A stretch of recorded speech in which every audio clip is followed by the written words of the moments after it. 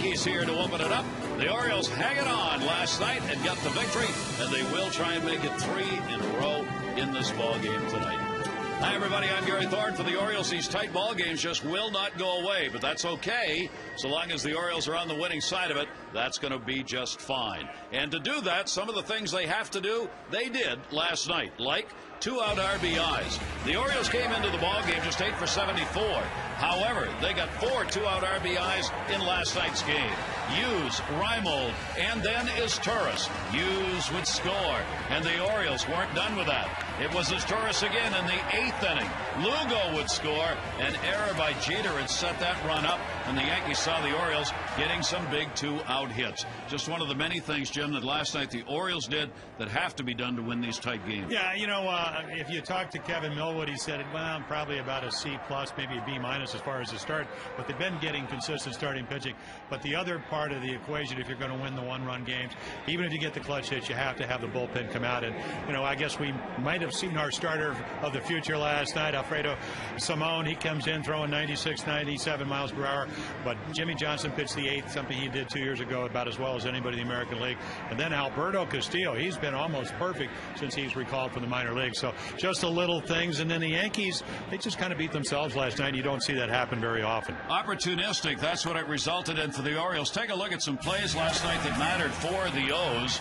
They would get a caught stealing on Cano. That would start an inning out. They would get Jorge Posada going too far around the bag. Then Randy Wynn would bury one in Mother Earth, allowing the Orioles to pick up another late run. Jeter would commit an error. That would result in what proved to be the difference in the ball game on the Izturis RBI. Instead of the Orioles having the opponent take advantage of them, last night they took advantage of the Yankees. Yeah, they really pushed the envelope. I mean, obviously, Cesar Torres with 3 RBIs, that was a big play. You don't see Jeter make a whole lot of errors. Juan Samuel, the third base coach for the Orioles, you know, normally he probably doesn't set Luke Scott. Wynn can't catch the handle. They score another run. So, again, I think that when you're really struggling, Dave Tremblay said somebody's got to step up. Third base coach stepped up last night, and the players were very aggressive and really worked for him last night. Now, tonight they're going to have to do it again because they go up against not only a left-hander, but one of the game's best in CC Sabathia, and got to find a way to beat him. Yeah, you would like to hope, Gary, that they could do what they did opening day last year, where they ended up beating the Yankees, 10-4, 10-5. But then again, CC came back, and Jeremy Guthrie, who's going to pitch tonight for the Orioles, was able to win that ballgame. But then he lost 4 in a row, and Sabathia, who went on to win 19 games, won his last 4 starts. The one thing is, it wind's blowing in here, and I asked Terry Crowley, I said, haven't hit a home run in CC Sabathia in 48 innings in this ballpark. Well, maybe that'll happen tonight, but it'll probably have to be down the line. And Guthrie, who we just saw last year, really hurt by the home run, threw more than anybody in the American League. This year, he's kept it in the park. It's going to be a good game. We'll talk about all the one-run ball games that are piling up for both of these teams. Fact of the matter is, the Orioles catch the Yankees probably at a most opportune time. They're going to have both Johnson and Teixeira in the lineup, and neither of them have done anything with the bat yet, and they're going to hit 2 and 3 in the lineup. Will that work to the Orioles' favor? We're going to find out. Orioles take the field, ready to go. Game 2 as the O's look to make it 3 W's in a row.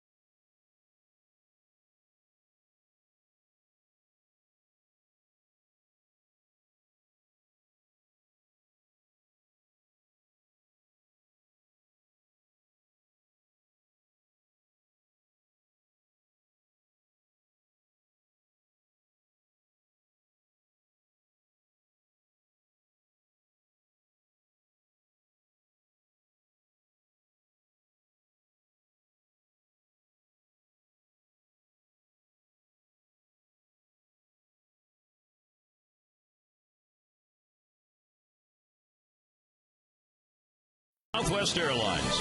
Go to southwest.com. Grab your bag. It's on. Good crowd coming into Camden Yards here at Oriole Park as we get ready for the second game against the Yankees.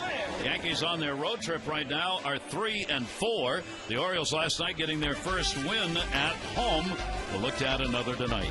Here's the starting lineup for Joe Girardi's Yankees, brought to you by Southwest Airlines. It'll be Jeter, Johnson, and Teixeira, Rodriguez, Cano, and Posada, Granderson, Swisher, and Gardner. The best lifetime average against Guthrie is held by Nick Swisher. And let's take a look at the scouting report for Jeremy Guthrie. Will stop the bleeding. Again, we mentioned in the open he has lost his last 4 starts against the Yankees. Hadn't pitched poorly in all of them. 3-6 lifetime. No first inning blues this year. 29 runs last year in his 33 starts.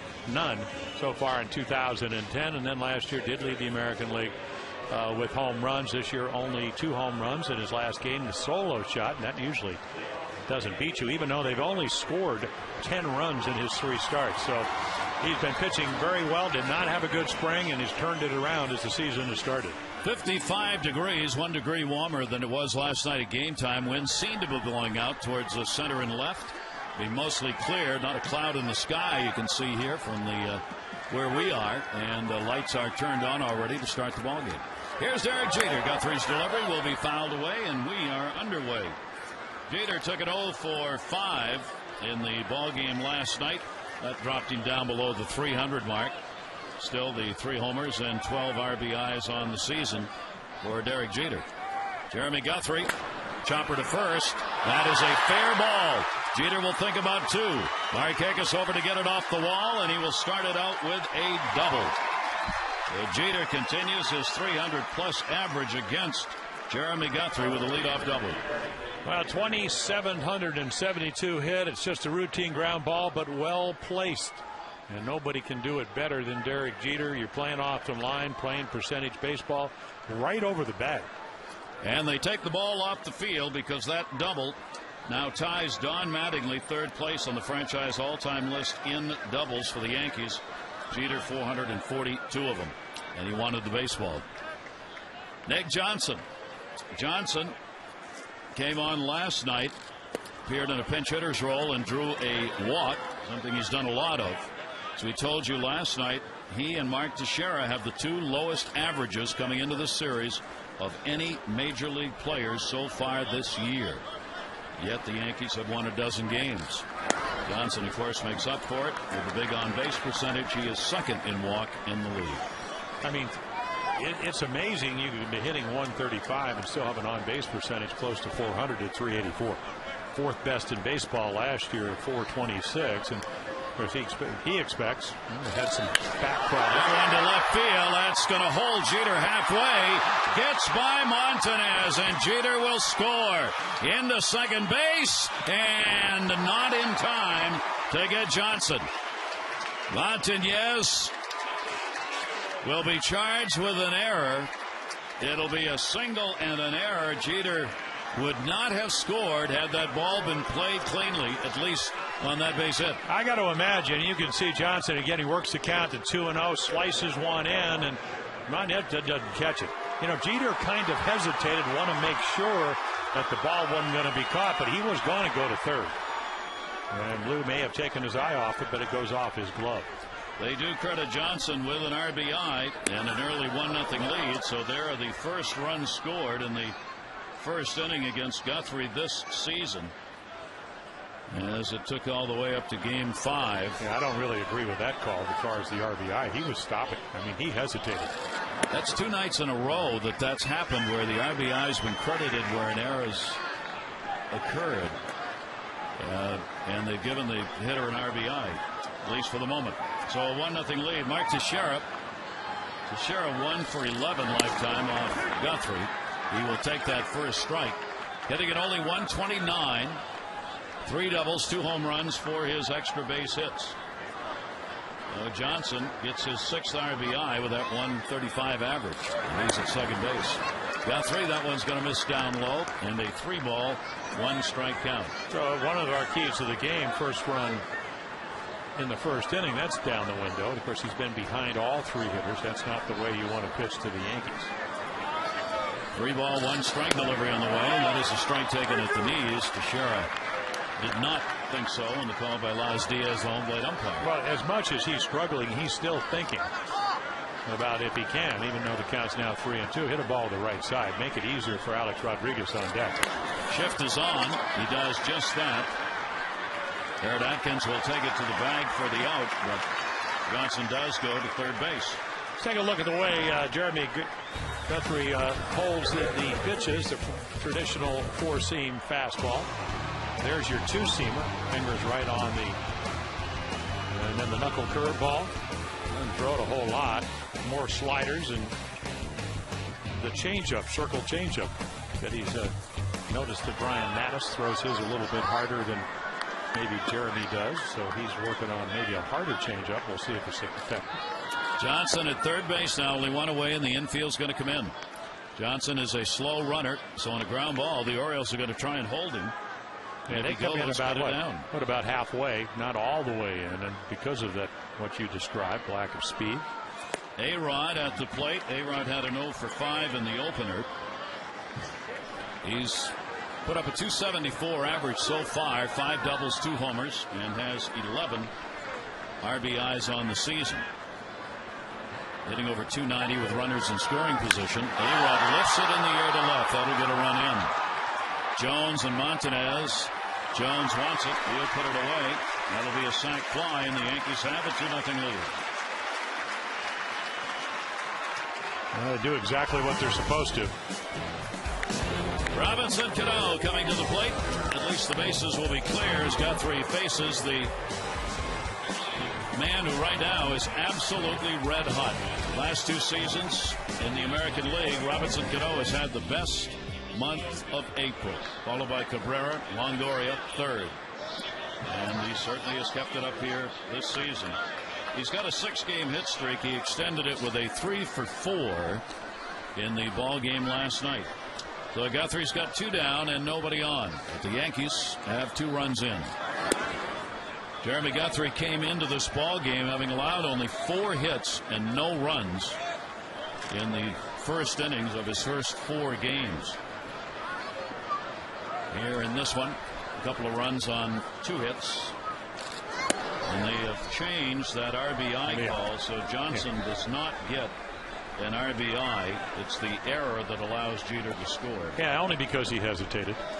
And of course, you know, if you look at this inning, and of course you're pitching against CC Sabathia, but of course Jeter's done it year in and year out ever since he broke in '96. He just hit a ground ball right over the bag. You can't do much about that. Single to left wouldn't hurt you. But the first 4 guys in their lineup went 0 for 18 with 1 for 18 last, with only Teixeira getting that hit in the 9th inning. 2-1 delivery on the way. Robinson Cano, a shot to center. Atom ball. He's got it.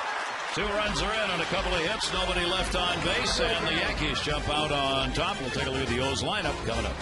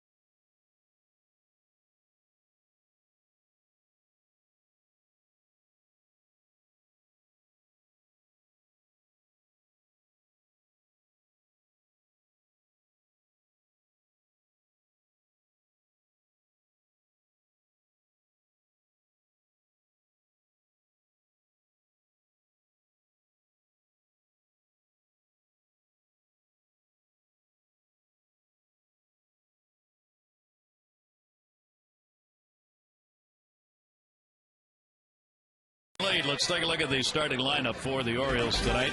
Dave Tremblay's ball club. Jones, Markakis, and Wigginton, Tejada, Wieters, and Atkins. Raimo, Montanez, and Izturis. Izturis last 2 games 4 for 6 and 3 runs batted in. Take a look at the 29-year-old lefty. Well, he's a bird hunter. 9-1 against the Orioles. Back-to-back complete games, even though he did give up the 3-run home run to Kurt Suzuki. The Oakland A's lost the last game he pitched. And then again, they really unscathed as far as the home run ball here at Camden Yards. No home runs in 48 innings. I mean, he's a hawk. 6'7", 290-ish. Turned 30 in July, I think the 21st of July. And last year won 19 games and won 9 out of the last 10. Jones will lead it off against him. Adam has a 4-game hit streak. He extended it in the ball game last night in his last at bat when he picked up a double. He has 4 hits and 9 at bats against Sabathia. They're going to play in at first and third. Why? You probably listened to the press conference. And it's a strike taken. Dave Tremblay said, he's got to work the count. He's got to bunt, which he has done. He did it up in Boston very successfully. Of course, A-Rod up for the first one, back when he throws a strike. And Jones with an 0-1 count on him. They back up there. And that's what he does. He lays down the body. A-Rod, perfect play, and got him. Yeah, what Greg Nettles used to do with the Yankees, he would give you the look that he's playing back, but he'd be creeping in. And this is not a very good bunt. Look how hard it is bunted. But A-Rod still has to make a great play. Alex, bare hand, snap throw. I tell you what, even though the ball wasn't dead, excellent play. Otherwise, you do get yourself a base hit. So Jones indeed does try to lay one down to get on. 1 away. And here is Markakis. Nick had an 0 for 5 in the ball game last night. CC Sabathia, unlike Guthrie, it's been the first inning where you better get him. He has given up 4 runs on 3 hits in the first innings this season in the 4 games he's pitched, allowing 1 home run in the first inning. After that, not much. Well, lefties are only 3 for 21, so not a lot of them playing. And the Orioles, of course, Markakis is the only left-hander playing tonight. And back on the 16th of April, 1 extra base hits. Last year, they only had 198 entire season. Nick has picked the pace up, but obviously it will be that much tougher to do here against this left-hander. Nick is 2 for 17 lifetime off Sabathia.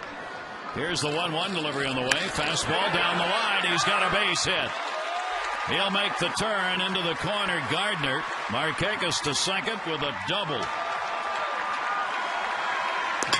You can throw a lot of the numbers you anticipate out the window already. They don't score on Guthrie all year long. They get 2. They don't hit many doubles or extra base hits. Only the 2nd of the year, and now 22 at bats. So Josh Hamilton and Nick Markakis, the only 2 with extra base hits in the first off him as a left-hander. The 2 of them have gotten doubles. Now the Orioles get a scoring opportunity, and Ty Wigginton at the plate. Orioles down 2-0 early, but threatening to get at least one of those back right here. Wigginton, a 4-game hit streak, hitting at .327. He's got 12 RBIs. Extra base hits include 2 doubles and 6 home runs for Ty.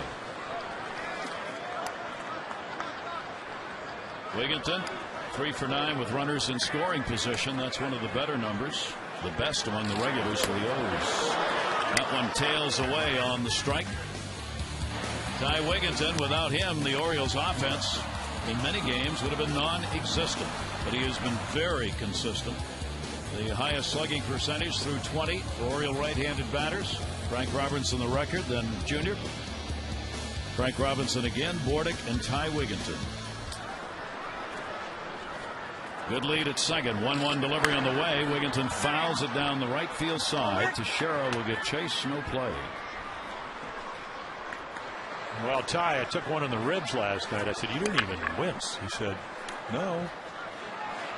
And he said, did this morning. It hurt. Yeah. I mean, he just trotted down, and I said, that is really taking one for the club. It was funny. I said, well, gee, you ran right out of the box right down the line. He said, yeah, but I was screaming all the way down. Silently. 1-2 count on Wigginton. Sabathia's delivery to him is outside with a breaking ball, and it goes to 2-2. Yeah, one of those nights, again, the temperatures, I suppose, are going to get down in the 40s, and there is some breeze, so ball should probably be a little bit slick. We saw a little bit last night. Kevin Millwood had trouble with his curveball. Phil Buse early on, and then eventually would get the feel for it. But the ball was doing a lot of stuff all over the place last night for both Millwood and Hughes. Here's the 2-2 delivery. Wigginton chases one and is gone. Yeah, there's so much movement, so much deception. I mean, CC, very athletic. I don't care how big he is. I mean, he's got a great arm. There's a changeup. It stays up, but it runs away from Ty. Now, that ball's in the middle of the plate, probably going to get hit very hard, but the deception, turning it over. And again, do you see the ball? There's a lot of stuff going on, and boom, there it is. And then it just runs away enough. And he's way out in front. The change of speed gets Ty Wigginton, and that's not easy lately. Now Miguel Tejada will look for the 2-out RBI, as the Orioles did last night when they got 4 of them. 2 down. Tejada will take the pitch for a strike. A .313 lifetime average for Tejada against CC Sabathia. Gary Crowley saying Tejada's just one of those players who, the tougher the competition is, the more he likes to succeed. And talking about the numbers he has against Sabathia. Markakis off second base, the 0-1 delivery, and that'll be fouled off. He got fisted on that one. Strike 2 count. 93, a lot of deception. And when the Orioles beat him opening day, the Yankees coming in the Camden Yards last year, he just didn't have his command. In the next game, he came back here, beat the Orioles. Adam Jones said, boy, an entirely different pitcher. And of course, he ended up going 19-8, won 9 of his last 10 decision. As good as he was last year, I think in his last start he gave up something like 8 runs in 2 1/3 innings, 9 hits to Tampa Bay, or that earned run average would have even been lower. He had a very, very special year for the Yanks. 3.0 is ERA coming in. 3.37 last year.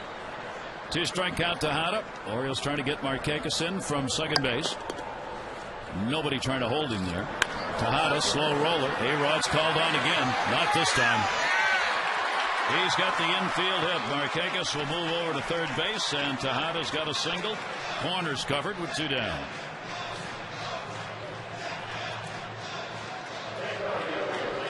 I think he won't get a lot of those in the course of a year.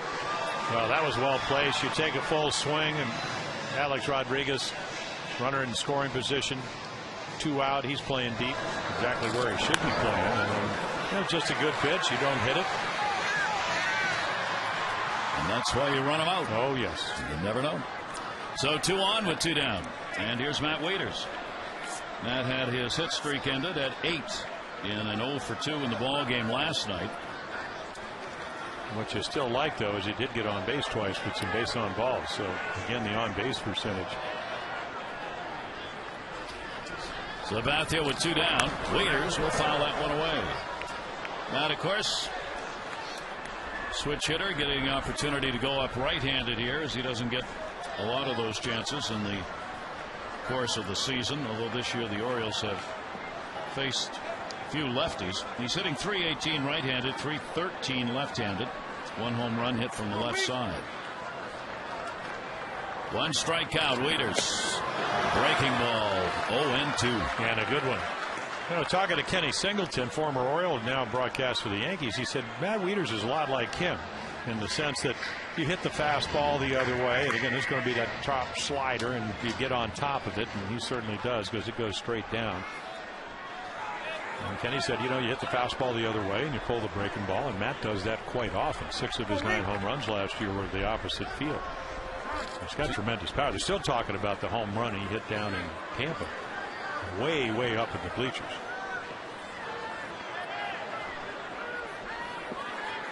Markakis off third, Tejada off first. 2-strike delivery. Wieters takes it away, and a 1-ball 2-strike count. Matt with runners in scoring position so far this season, 4 for 18. That's a .222 number. Talking about the left-handers the Orioles have faced so far, they have won 1 and lost 5 against left-handed starters. And overall, the team average is just .225 off left-handers. And Leaders goes down swinging. 2 strikeouts for Sabathia, no runs, couple of hits, 2 are left on base. Yankees have a 2-0 lead.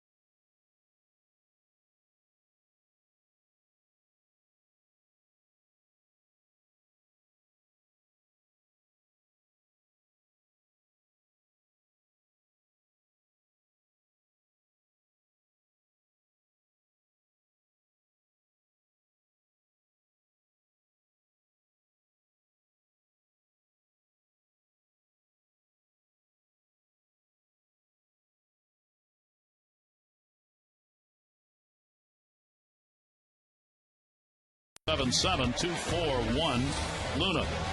Active doubles leaders, Ivan Rodriguez on top.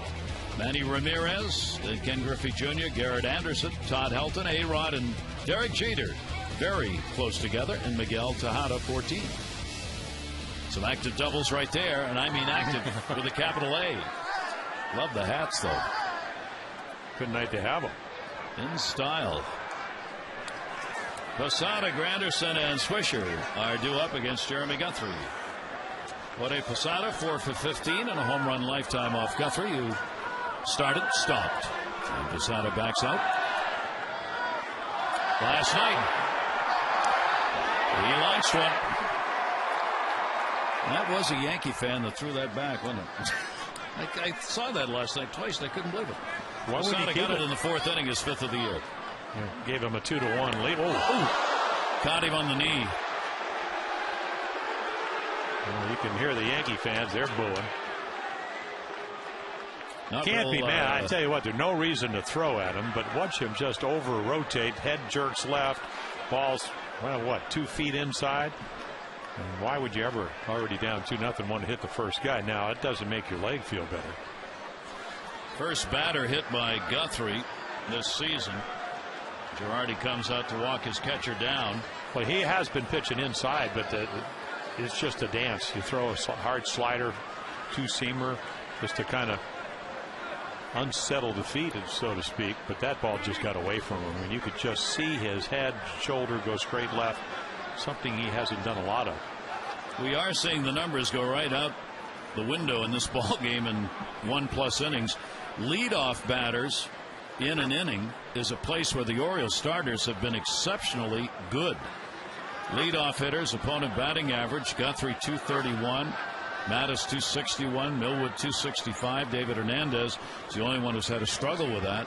And Jeremy has been outstanding getting leadoff batters out, in the first 2 in this ball game. First and second inning have reached. Again, this ball so far inside, there's no way.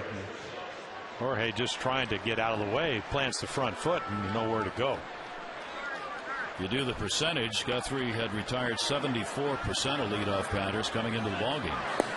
The Yankees get him on, and here's Granderson, who had an 0 for 4 in the ballgame last night. Well, and he was 0 for 4 because Kevin Millwood just kept peppering that outside corner. And all you need to know about Jeremy Guthrie is where's the glove and where's the ball go. And tonight so far, where Matt's putting the glove, the ball's not going there.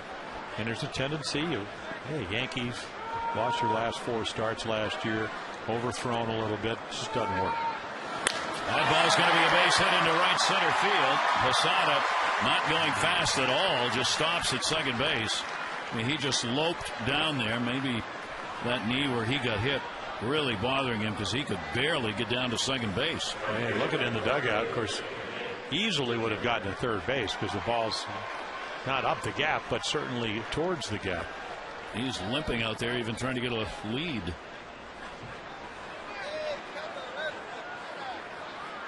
No, not limping. It just, I guess he just figured that Jones was going to close on it because it was hit so hard. But normally you'd have your first and third, maybe. Chris Granderson can run, maybe a double. First and second, still nobody out. Nick Swisher, Yankees, 3 hits on the board. And Swisher, he's the one who's got the big time numbers against Jeremy Guthrie. 474. The all-time leader in average against Guthrie, Vidro Cabrera, Figgins, and Jacoby Ellsbury. And that's going to be a strike call, 1-1. And then you couple in the fact that he loves hitting here. In the last 18 games, 9 home runs. In fact, last year, 21 of the first 24 home runs, he would end up with 29 on the road. So as good a park as Yankee Stadium is, didn't matter for Nick Swisher. 1-1 delivery to him, and that is taken for a strike. Guthrie trying to battle back here and regain control of this ball game. Swisher was the designated hitter last night, working back in right field, his normal spot in this ball game. Boy, you'd just like to get it out. Double play would be preferable. Posada off second, Granderson off first. In the air, deep center, Jones back, turning, and off the wall, and ricochets towards right field. Posada will score. Right behind him is Granderson. The throw to third is not in time. Swisher caught up with the other 2 runners, and a 2 RBI triple and a 4-0 Yankee lead. Well, this ball again, it's just elevated and it just smoked to center field. Adam Jones, who plays relatively shallow, can't get it. Ball caroms off the wall. He's going to miss the cutoff, man. He takes a look right here and then just heaves it. Because if you hit the cutoff, man, you're getting somebody at home plate or somebody at third base. So Nick Swisher keeps his big numbers up against Guthrie, and he gets the 2 RBIs. The infield again is going to move halfway in. Brett Gardner with all that speed, he will take it for a strike. Guthrie in trouble early here in this ball game. Swisher's got 11 RBIs now and 2 triples. Gardner hitting .296, takes Guthrie's delivery up high, and it's 1-1. Well, the Yankees come out like a house of fire offensively here in this ball game. 4 runs on 4 hits. Yeah, combination of a very good hitting team against a guy struggling with his command. I mean, one breaking ball, that was the second pitch to Gardner. That was high. Tried to establish the changeup. Fastball's not going where he wants to, right in the hitting zone. And you know, we even saw it towards the end of last night's game. Jim Johnson came in, did get 3 guys out, but they had some real good at bats, hit the ball hard, but out people. There's an attempt on a changeup. The left-handers have just walloped Guthrie and are doing so in this game. They're hitting .347 off him coming in. Right-handers only .204. Well, he's had a much better slider against righties than he did last year. This lineup loaded with the left-handers in it again as it was last night, just because they have so many switch hitters. You got Teixeira and Jorge Posada and Nick Swisher, switch hitting route. You got Johnson in there, left-handed. Robinson Cano, the hottest hitter in baseball. Yeah, right in the middle of that lineup. Yep. 3-2 delivery, and that one to left field. Montanez, runner tagging. Not deep. Gonna go. Gonna stop. Throw all the way into the plate. And Swisher doesn't go. There's the first out as Brett Gardner flies out. Orioles and Yankees will wrap up this 3-game series here tomorrow at 7:05. Good seats still remain for this great rivalry. And every Thursday in 2010 is Kids Night. Kids 10 and under receive a free upper reserve seat with a paying adult. 888-848-BIRD or Orioles.com for details. Derek Jeter led this ball game off with a double and would come around to score the first Yankee run. With only one away, the infield again is moved in and even further in than it was against Gardner. And Jeter will punch that one foul. Well, that's because of the speed factor. And of course, it makes Jeter doesn't need a lot of help with the infield in. So he started this whole offensive juggernaut with just a routine grounder, but he just happened to place it right over the right field first base bag. 385 with runners in scoring position, 9th best in the league for Jeter. The Yankees, watching from the bench, are not going to be digging in on Jeremy Guthrie in this game, as his pitchers have been all over the place, including one on the knee of Jorge Posada, who's already come around to score. That's how this inning started. Here's the 1-1 delivery. Jeter will take it outside. 2-1 strikeout. Jeremy Guthrie against the Yankees, 3 wins, 6 losses. He has lost his last 4 against them. Here at Camden Yards against the Yankees, he's 2-4 in this ballpark with a 4.09 ERA at home. 2-1 delivery, and that'll get a run in. Nick Markakis backing up, will put it away. Swisher will tag and score. 5-0 Yankees. Yeah, first breaking ball for a strike, but it's a slider that stays up just enough for Derek Jeter to do exactly what he or any hitter with a runner than less than 2 outs on third wants to do, get the ball in the air. And our Expo brought to you by H.H. Gregg. We buy buying TVs and appliances simple. H.H. Gregg, price and advice guaranteed. You could see him reaching for it, but again, the height of the ball not at the knees or lower. There's another slider underneath, and just one of those nights where Jeremy is overthrown a little bit. That could be both the fact that it just happens, or maybe it's emotional, but that leads to a lot of runs against this team. That was a good pitch. Nick Johnson got a single his first time up. He came around to score. It is his 8th hit of the season. Batting just 151, but oh, what one hit can do for you. He raises average from 135 to 151 with one hit. What he really brings, if he can stay healthy, that's been an issue throughout his career, whether it's wrist injuries early on and then the broken leg in the collision when he was playing for the Nats. But he gives you a guy that can pick it at first, great on base percentage. He's going to hit, anywhere from 10 to probably 20 home runs. There's a good pitch. Got him. Guthrie gets the strikeout, and that will end the inning. But 3 runs across for the Yankees, and they have a 5-0 lead.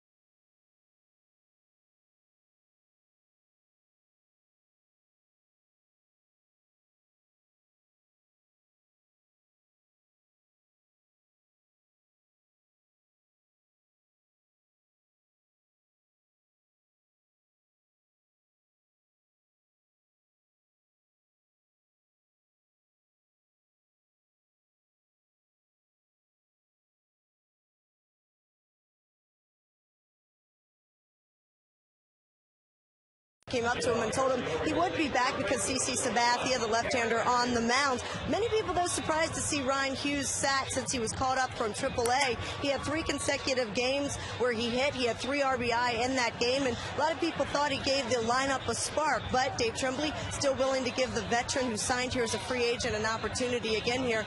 And Atkins told me that he's been through this before, and he knows the logic behind it. He said, hey, if you have your team's not hitting, you have a guy that is hitting. I understand Dave Tremblay's going to put him in the lineup. But he said today he's not going to press because of it. He said last year he did that when his job was threatened with the Rockies. And he said because of it, he thinks he never got into a groove. So tonight he said he was going to focus on the good things he felt he has been doing at the plate, like making good contact with the ball, having good at-bats. And he said his swing feels really good right now. So he's going to try to continue those things rather than focus on the negative and fighting for his job right now. Gary?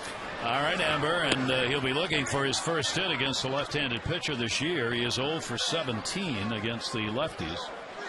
He has hit Sabathia, though. He's had 3 hits and 4 at-bats off CC Sabathia. Sabathia with a 5-0 lead in this ball game in the bottom of the 2nd inning.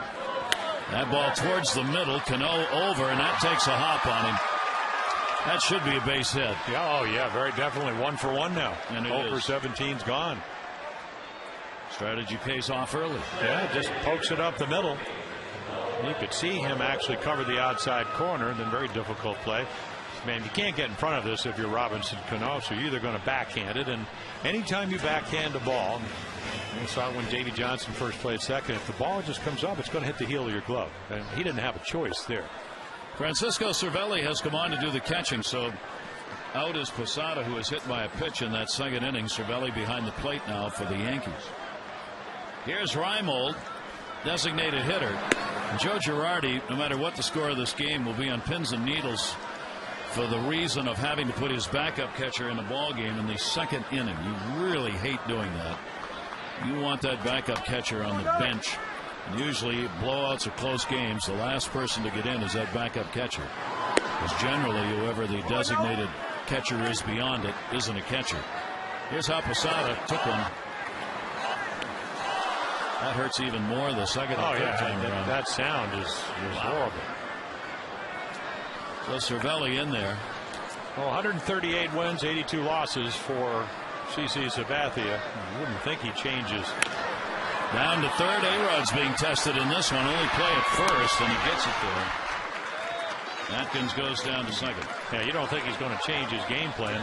The other thing they do so well for CC, and I'm not sure he needs it, is they're getting him 6.67 runs through his first 4 starts. This is his 5th start. So a guy that's pitching well, even though they didn't get a lot of runs in his last start, and well supported. Runner on at second base. The Orioles have plenty of time now to chip away in this game. That's never easy to do against Sabathia, but we're only in the 2nd inning. Montañez getting the start in left field. 0 for 1 in the ball game last night. He is 0 for 6 lifetime off CC Sabathia. Montañez only 5 at-bats against lefties this year so far, and he's gone 1 for 5. But again, scoring opportunity. The Orioles got that runner to second base with 1 away in the 1st inning, could not convert. Now they get a runner again at second base with 1 away. Montañez high in the air to left field. Gardner checking. Will it carry? Back at the wall and will make the catch. Almost a paint scraper. Oh, we told you about Kurt Suzuki 3-run home run as a Yankee outfielders, and of course I got it. And of course Granderson right there because it was hit so high. But the 3-run home run was the big blow against Sabathia. That was a home run swing. I mean, that was a terrific swing. And again, the wind was blowing in during batting practice. But I think he might have thought that ball might have gotten out of here. Not tonight, though. Not except down the lines. Here is his Taurus. What a night he had last night. Started it out with a bases loaded walk, picked up an RBI, followed RBI single in the 6th, followed in the 8th with what proved to be the game-winning RBI. So a 3 RBI ball game and 2 for 3 and a walk. This Taurus 2 for 16 lifetime off Sabathia. He will take that for a strike. Well, the one thing about CC, when he's pitching well, He's going to make you cover the outside corner if you're a right-handed hitter. And when he does that, he's got a changeup. He's already seen 2 strikeouts with that change. And then when you cover the outside corner, he's got the hard slider that dives at your back leg if you're a right-handed hitter. That one towards short. Jeter. Long throw. One gets the out. No runs, 1 hit, no errors, and 1 left on base. We've completed 2. The Yankees have a 5-0 lead.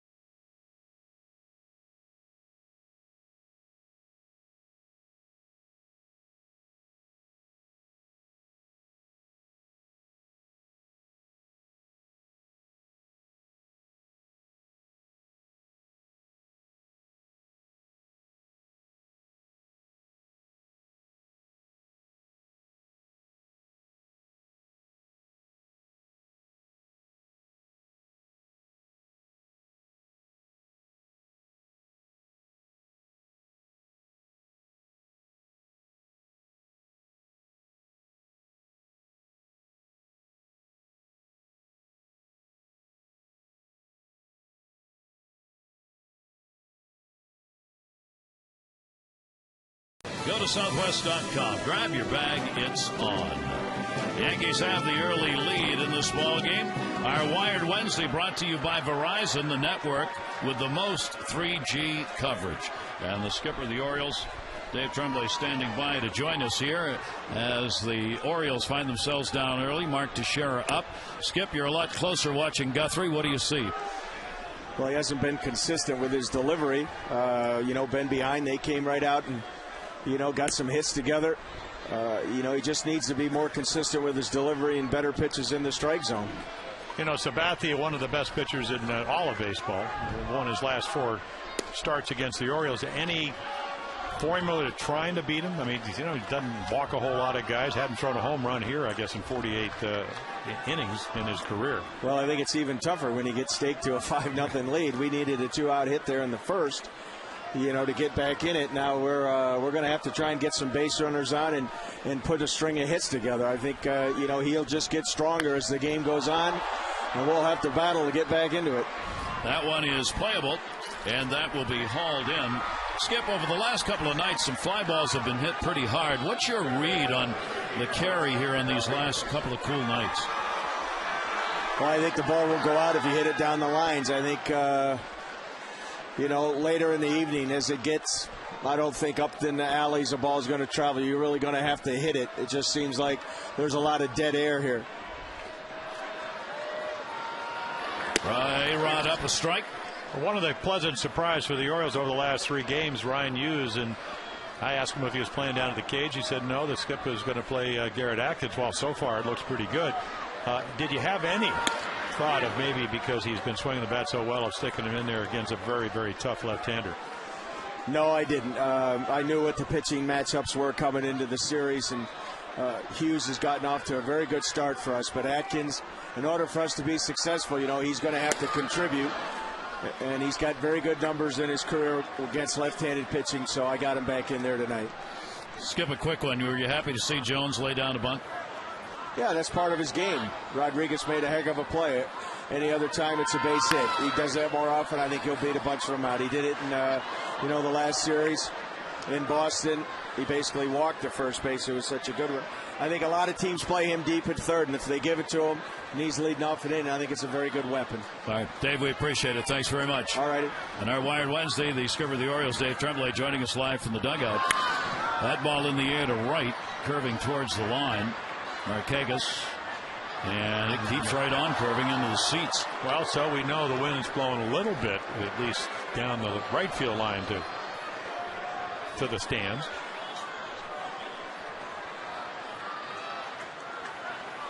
Well, I know it's frustrating for Jeremy Guthrie because with his personality and his preparation, you know he wants to pitch well. But the only thing you can do is try to just put the brakes on right here. Those flags are the only ones I found that actually tell you which way the wind's really blowing. It's about a mile away. They're way out there and way up there. But they generally show you the true direction of the wind. The flags here inside the yard, because the wind swirls here at Camden Yards, it's very hard to read the flags. I mean, there it looks like there's no wind at all, but there is. Well, the late Elrod Hendricks, who coach and player for years, used to say, just look at the birds up on the scoreboard. Wherever the noses are blowing, that's the way the wind is. And then you look at the birds, sometimes they don't want to talk to each other. They're looking at each other. Yeah, I understand that. Tonight they like each other. So one bird's going one way and one Orioles blowing the other way. 3-ball, 2-strike count on A-Rod. He takes it to left, hits an atom ball and hauled in. Montanez jumping up to pull in the rebound, and there are 2 down. Yeah, that's not a good habit to throw a slider that ends up thigh high in the middle of the plate to Alex Rodriguez. Just imagine if that was hit at Miguel Tejada.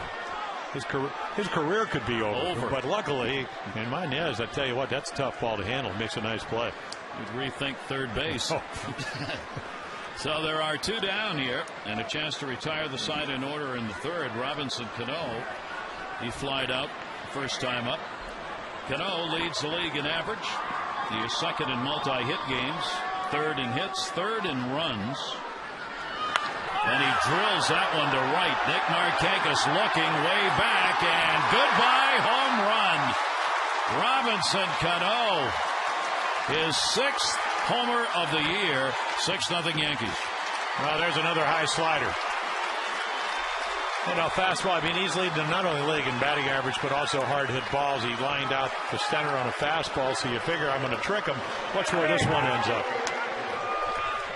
I mean, it just hovers around the middle of the plate and waiting to get smacked.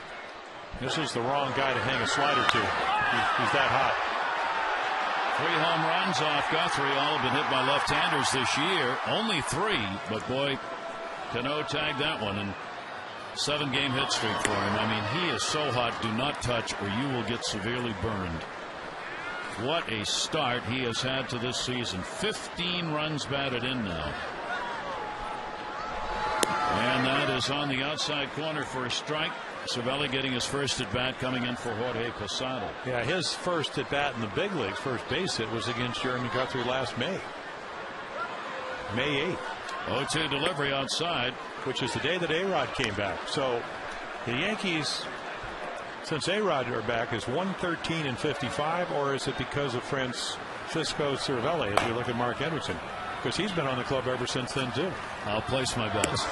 That is outside. We asked Kenny Singleton, Karen, our erstwhile support staff, ran over to ask Kenny, who's the third catcher for the Yankees? They don't have one. So there is nobody. Girardi. Yeah, Girardi. Check swing foul ball. Probably it's Pena, he said. There is no designated third catcher. We were talking about the problems of having your backup catcher come in the 2nd inning. So he thinks Pena would be the one, but he said, I think Romero Pena, an infielder, probably just ran and hid when he saw Jorge Posada come out of the ball game. That is taken down low, and a 3-ball, 2-strike count on Francisco Cervelli. Cervelli trying to keep the inning alive here. 3-2 delivery, grounder back to the mound. Guthrie's got that one. The home run by Cano with 2 down adds another, though, as we go to the bottom of the third. Yankees trailing. Orioles rather trailing. Jones, Markakis, and Wigginton at the top. Due up.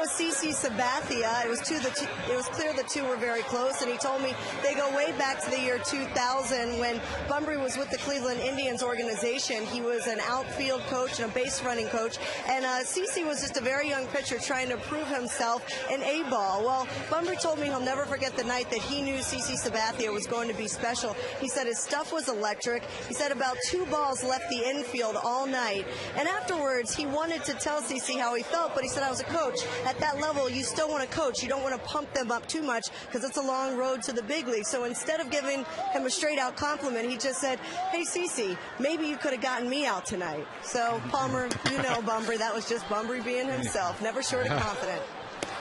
And he was right about the end result. Yeah, oh, well. Yeah, I think the whole world learned about CC Sabathia. I mean, obviously a bonus kid out of Vallejo, California, but in 2008 when he got traded to the Brewers, went 11-2, pitched with 3 days rest, normal 4 days, so he took the ball and was just a marvelous pitcher. Led the league in innings pitched, second in strikeouts, 5 shutouts. That's why they made the investment in him, and he stays healthy. Adam denied a base hit, trying to bunt his way on by A-Rod, and they're a very fine play, and A-Rod's moved in again. Now backs up. He's playing a little cat and mouse with Jones. Here's the 1-1 delivery. Towards second base this time. Cano's got it. Jones retired.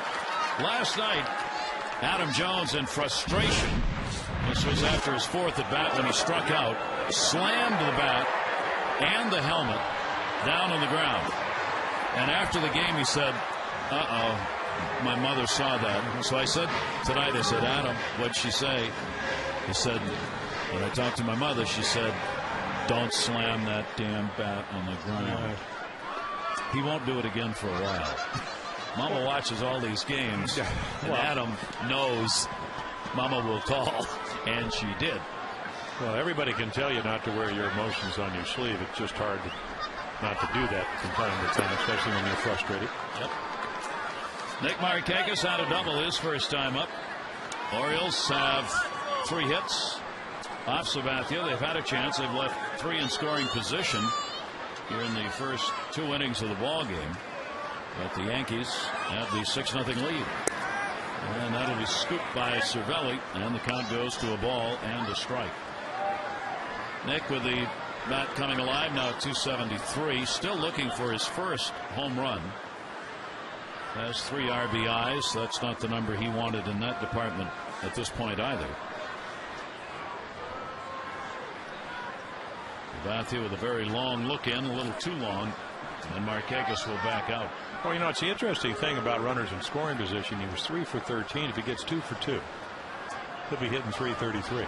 That's how easy it is to get those numbers up. And that one towards the shortstop hold, knocked down by Jeter, but no play. Well, we're going to see how they score this. There certainly could be scored a base hit because it's on the outfield grass. Hit sharply. I mean, you got to look how long a distance he has to go. If he catches that, you can't stop right away on the grass. There's no way that Markakis is probably not going to beat that out. It is a base hit. So Nick, in his first 2 times up in this ball game, has equaled the number of hits he had in the first 17 at bats against CC Sabathia. He's 2 for 2. Wigginton, a strikeout victim his first time up. Ty stands in with 1 down. 4-game hit streak in which he's hit 500 during the streak. 7 for 14. And Wigginton on a check swing goes around. Philip Hughes was talking to him today, the young 23-year-old right-hander. He said, it's unbelievable. He said Wigginton must see everything, because everybody was talking about how deceptive he is. Kind of short arms the ball. He's 6'5", great stuff, great curveball last night. You know, like, command was a little bit awry, so to speak, but he said Wigginton just, I mean, you can just tell, and you can out there. They're just, you know, you make your best pitch and you see that bat head out in front and you go, uh-oh, what am I going to do? They're kind of like pitching against Cano. And Wigginton said tonight, I was talking with him, he said that Hughes had the best fastball that he's seen this year. It was the most explosive, he said, of any pitcher they've been up against so far. And just imagine the other viewpoint, which is, I think he's on everything I'm throwing. It's a good matchup then. Well, Philip Hughes got a chance to be a terrific pitcher. Great Non-decision last night, the line. Still remains undefeated on the season. Ty Wigginton with a runner at first base, one down. Nick Markakis being held by Mark Teixeira. CC in the air, right field, hit deep, going back. Nick Swisher along with Granderson, and that's going to take a hop off the wall. Coming around is Markakis. He'll be held up at third base, and Wigginton's got a double and a 5-game hit streak. Well, red hot. He's not missing any pitches in the middle of the plate. Struck out the last time on a good changeup right here. It might have been another changeup, but this one stays up. No, fastball. And then again, it's just, you hate to give up runs, even if you got a 6-0 lead. So again, the fact that I don't think Nick got a real good read on that. Down by 6 runs, wanted to make sure the ball got over Swisher's head. Hitting over 320 now, Wigginton against Sabathia. And now 2 in scoring position. Tejada had a single his first time up and a slow roller to third. Markakis and Wigginton out there. Big runs. The Orioles need to get going against Sabathia. Down 6-0. 313 batting average. Tejada against Sabathia coming into the ball game. And the 1 for 5 so far with runners in scoring position. That's what has hurt the Orioles to the moment. Here's the 1-0. He will be nubbed foul. It did not go outside the batter's box. Sabathia has been, as many really good pitchers are, his toughest when there are runners on base. The opponent team batting average only .208 when there are runners on. It is a whopping .385 when the bases are empty. Yeah, it came in on 1 for 6 this year. Tells you how well he's pitched. That's why you have to, as Kurt Suzuki did when he lost to the A's in his last start, you got to get him with maybe a 3-run home run, which is what happened up at Oakland. 1 ball, 1 strike count. Sabathia wants the signs again. First time through the lineup, teams have hit 129 against him. Second time too, they've hit 156. Doesn't change very much. Here's the 1-1 delivery. Tejada, another slow roller. Cano, a run will score. Flips it over and almost handcuffed Teixeira, but he hangs on. Tejada gets the RBI. The Orioles are on the board. A 6-1 ball game. Yeah, nice play by Robinson Cano because he knew he did not have to hurry. Gets there. Underhand throw. Tails a little bit, but the Gold Glover gets it. The credit to Tejada with RBI number 10. And a runner at third base now with 2 down for Wieters. Matt Wieters, a strikeout victim. Sabathia's got no walks, 2 strikeouts so far.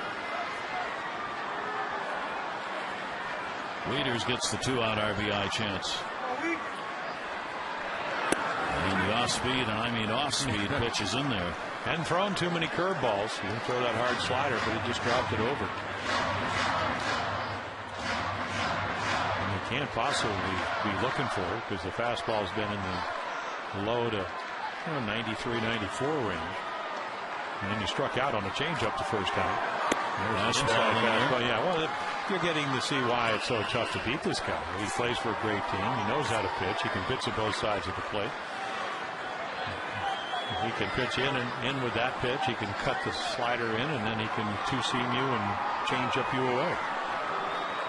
Wieters with an 0-2 count, 2 down. Runner off third base, Wigginton. And tails that one away. And it goes to 1 and 2. Matt trying to pick the numbers up, getting the RBI totals with it. Without 4 for 19. With runners in scoring position in the year, Wieters had an opportunity. Runners at first and third in the first inning and was struck out. Matt's hitting at 310 as he stands in here. 1-2 delivery.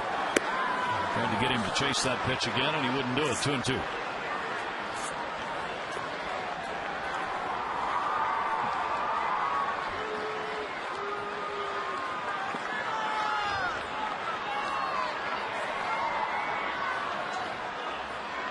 Sabathia sneaks a peek over to third, and Wigginton. Here's the 2-2 delivery, and Wieters is gone again. Well, he struck him out twice. The Orioles get a run on a couple of hits and leave a base runner on. 6-1.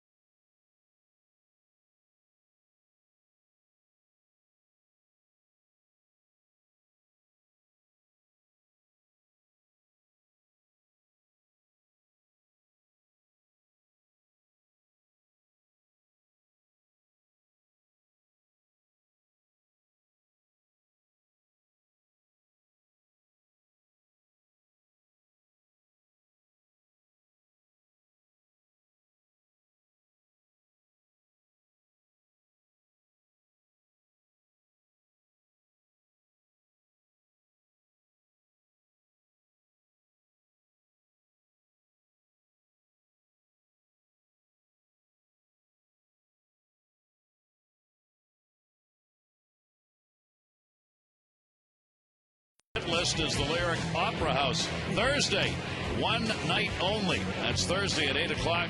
Ticketmaster, you can get tickets. Joining us here, Tracy, nice to have you with us. How you doing? It's a pleasure. You guys are legends, and it's an He's honor the to be here. Legend in our own book. Both of you guys are legends. Well, wait a minute. This is incredible. I got into a fight over your baseball card. No. Who won? Wow. I did. Oh, You won. were taking my Jim Palmer from me. Good man. You still got it? Nah. No? No. I think my older brother got it. You didn't Oh, throw away. okay. Well, see, at least it's in the family. Don't throw away in all those boxes. Yep. So wait a minute. Now, you got Brooklyn on, and we know that's for the Dodgers. Right. But you're from the Bronx. Well, I'm Brooklyn born, Bronx bred. Oh, okay. Born in Brooklyn, grew up in the Bronx. And then you had an Oriole uniform on, but I know you like the pinstripe. Let's just put it like this. I love baseball. Oh, okay. That's good. We like it. That's good. I love baseball. Baseball has been very, very good to me. That's right. You're Saturday Night Live. Absolutely.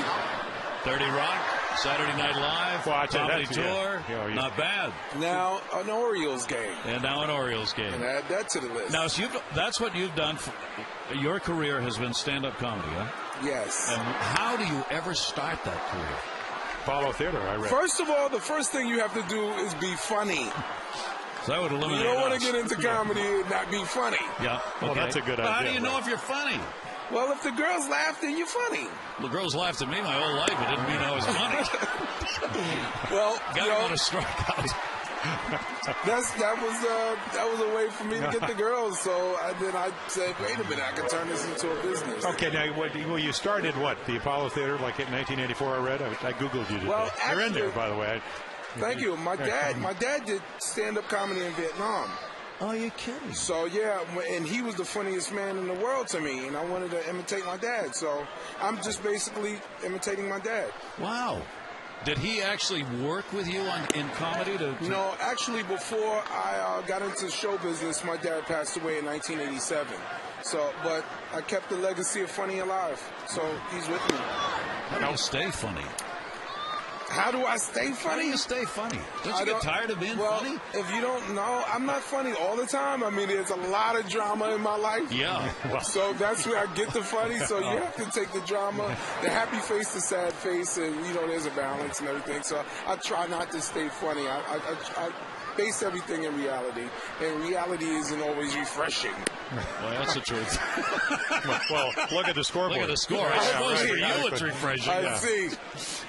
Well, so now where do you film 30 Rock? We filmed 30 Rock in Queens, just over the Manhattan Bridge. I mean, the 59th Street Bridge, and Astoria? Yeah, Tina Fey and Alec Baldwin and those guys. We work really hard, and those people are great. Alec is like one of the 5 greatest actors ever. Oh, well, is he? What a great show. Thank you very much. I mean, we appreciate it. And Jeremy Guthrie likes you because he's back-to-back strikeouts. He knew Where you were you early on? You'd have to stay here while he's doing these strikeouts. I'll tell you that. You were icing Actually, your I arm. was sitting right next to the dugout. My boy Jones is out there. Oh, you know Adam? fan? That's my boy. That's my boy from San Diego. Yeah. Where'd you meet him? In the dugout. Here tonight. Long-term relationships are always good. Right there in the dugout. What time's the show tomorrow night? Because we start at 7:05. Can you delay it a while? I mean, the Yankees take a lot of pitches, you know. Well, actually, I can't delay it because I'm itching to go on. I got an itch and it needs to be scratched. And I haven't done any stand-up since the movies came out. And I'm just looking forward to getting on stage with all the, the hype about the movies, Cop Out and Death at a Funeral. You just want to get back to basic, just me on stage in front of an audience and stand up. Now, Seinfeld used to have a lot of Yankees on. Have you ever had any of the Yankees or any? He wants to be on. That's what he's saying. On Saturday Night Live? No, I got asked to host that in 1984, but I was too shy. Why didn't you do it? Because I was doing underwear and they would have made fun of me and all that kind of stuff. But that's what the point is. You gotta laugh. I wasn't ready for it, though. You should have did. I know. I got a lot of regrets. That's one of them. Oh man, I got to work with so many athletes on SNL. I got to Jerry Jeter hosted. Shaq came on, and it was just great, man. I mean, Saturday Night Live is a place where you get to meet all these cool people. Now, I met Frank Yankee? Sinatra there. Well, I shook his hand. That's pretty good. I met Frank Sinatra there. Yep. And I didn't call him Mr. Sinatra, and I didn't call him Old Blue Eyes. I said, Frankie, baby. And he loved it. And he turned around. And this is when you couldn't smoke cigarettes indoors, but who was going to tell Frank Sinatra to put a cigarette out? And he just turned around at me and said, be cool, baby. And that is the highlight of my career. How about this? We're going to show you another highlight of your career now. We want you to describe what you see. Oh! What are you doing here? That was a hanging fastball. Hanging fastball. Good. You got it up there. Successful. Now, it may have been a slider, but I was throwing some junk out there. Well, that was better than President Obama. Now, did it you? Was? Yeah. Yes. Good, Bouncer. good. Well, did you? Even though he did go out all the way to the mound. Yeah. Did you warm up? Well, it goes back to my pro baseball career. I used to play for the Padres with Jose Uribe. It's Juan Uribe, but that's all right. What was it, Juan Uribe? Yeah, well, I used to call him Jose Uribe. Well, that's why you're no longer on the team. But anyway. So now, hey, What's that got to do with warming up? favorite Yankee? You like this? I like this guy. You like Derek Jeter? I don't know his name, but I like this guy. like No, this I love Derek Jeter. He's cool. Okay. He hosted Saturday Night Live. True. Was he good? Yeah, I saw it. He's pretty good. He made fun of himself. How many rehearsals do you? Unlike some people I know that was nervous. Yeah, I wouldn't know. I don't even go. How many rehearsals you do for Saturday Night Live? Do you do rehearsals? One rehearsal. That's it. One rehearsal. Wow. Second base. He's got it. Awesome. We are delighted to have you join us here. Thank you so much. Have a great show. Good luck with the movies. We'll talk about it. Yeah. Keep the rest of your life. I love you guys. Going to be at the Lyric Opera House. It's going to be at 8 o'clock. You can get tickets through Ticketmaster. Tracy Morgan live as he was here. Go enjoy him.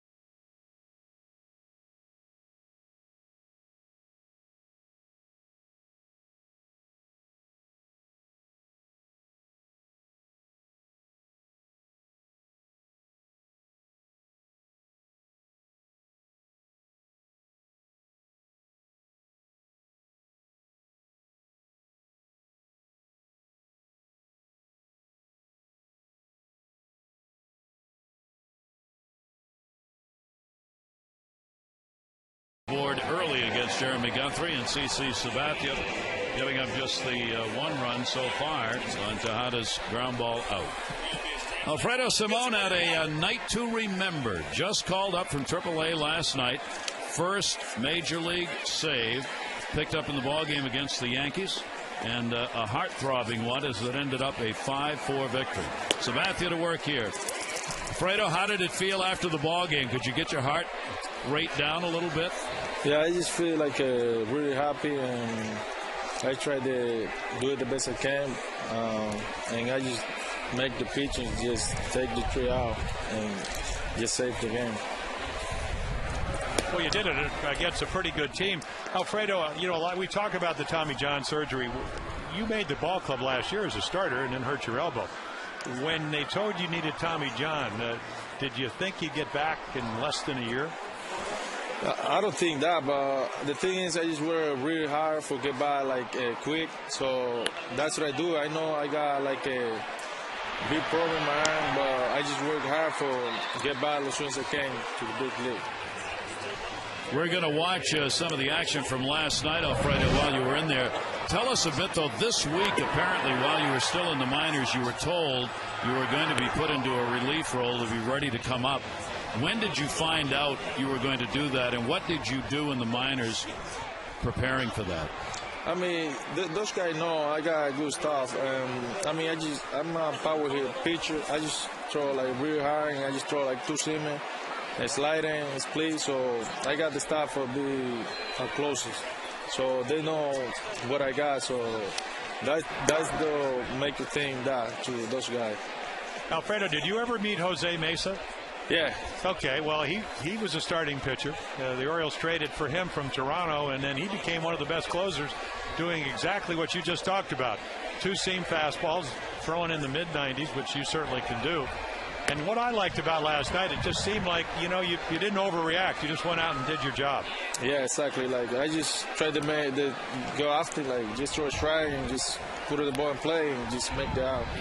Do you want to be a closer? I mean, like, I can be a closer. I just want to be a closer because my stuff is for be a closer. Like, I'm a power hitter, and I just throw a strike, and that's what they're looking for. So I'm here for help the team and just see what's going to happen. Are you going to maybe climb over the fence and talk to Mariano Rivera and come up with a cut fastball? I mean, no, not really. But the thing is, like, you know, those guys, like, you know, that's impressive when, like, they throw like a cutter, like 2 seamen. And, you know, that's my first experience last night to close the game. So I just closed my first game. I'm really happy about that. After you had the surgery, Alfredo, how long did it take you before you could actually go ahead and throw hard? I mean, I guess like 7 months. And I just work hard in Dominica and work hard for be ready to speed training. So I don't think like I'm gonna be like that too quick, but I just work every day, just work hard and running a lot, and you know, just do a lot of extra shot. And right now I feel like a new person. Well, you certainly look like a new pitcher. But Dave Tremblay, the manager of the Orioles, said he wasn't really sure. He was going to talk to you about being able to pitch more than 1 day in a row. Do you think you could pitch on a couple of successive nights? Yeah, I think when I used to like the throw like 1, 2 day in a row, 3 day in a row, you know, they're gonna be more easy because all my career is starting pitcher. So, but I think I can do that when, you know, the routine is coming. So I think I can do that. Alfredo, congratulations on the save. Good luck in the new role, and we look forward to seeing you back out there on the mound. All right, thank you guys. Alfredo Simon joining us, Wired Wednesday, brought to you by Verizon, the network with the most 3G coverage.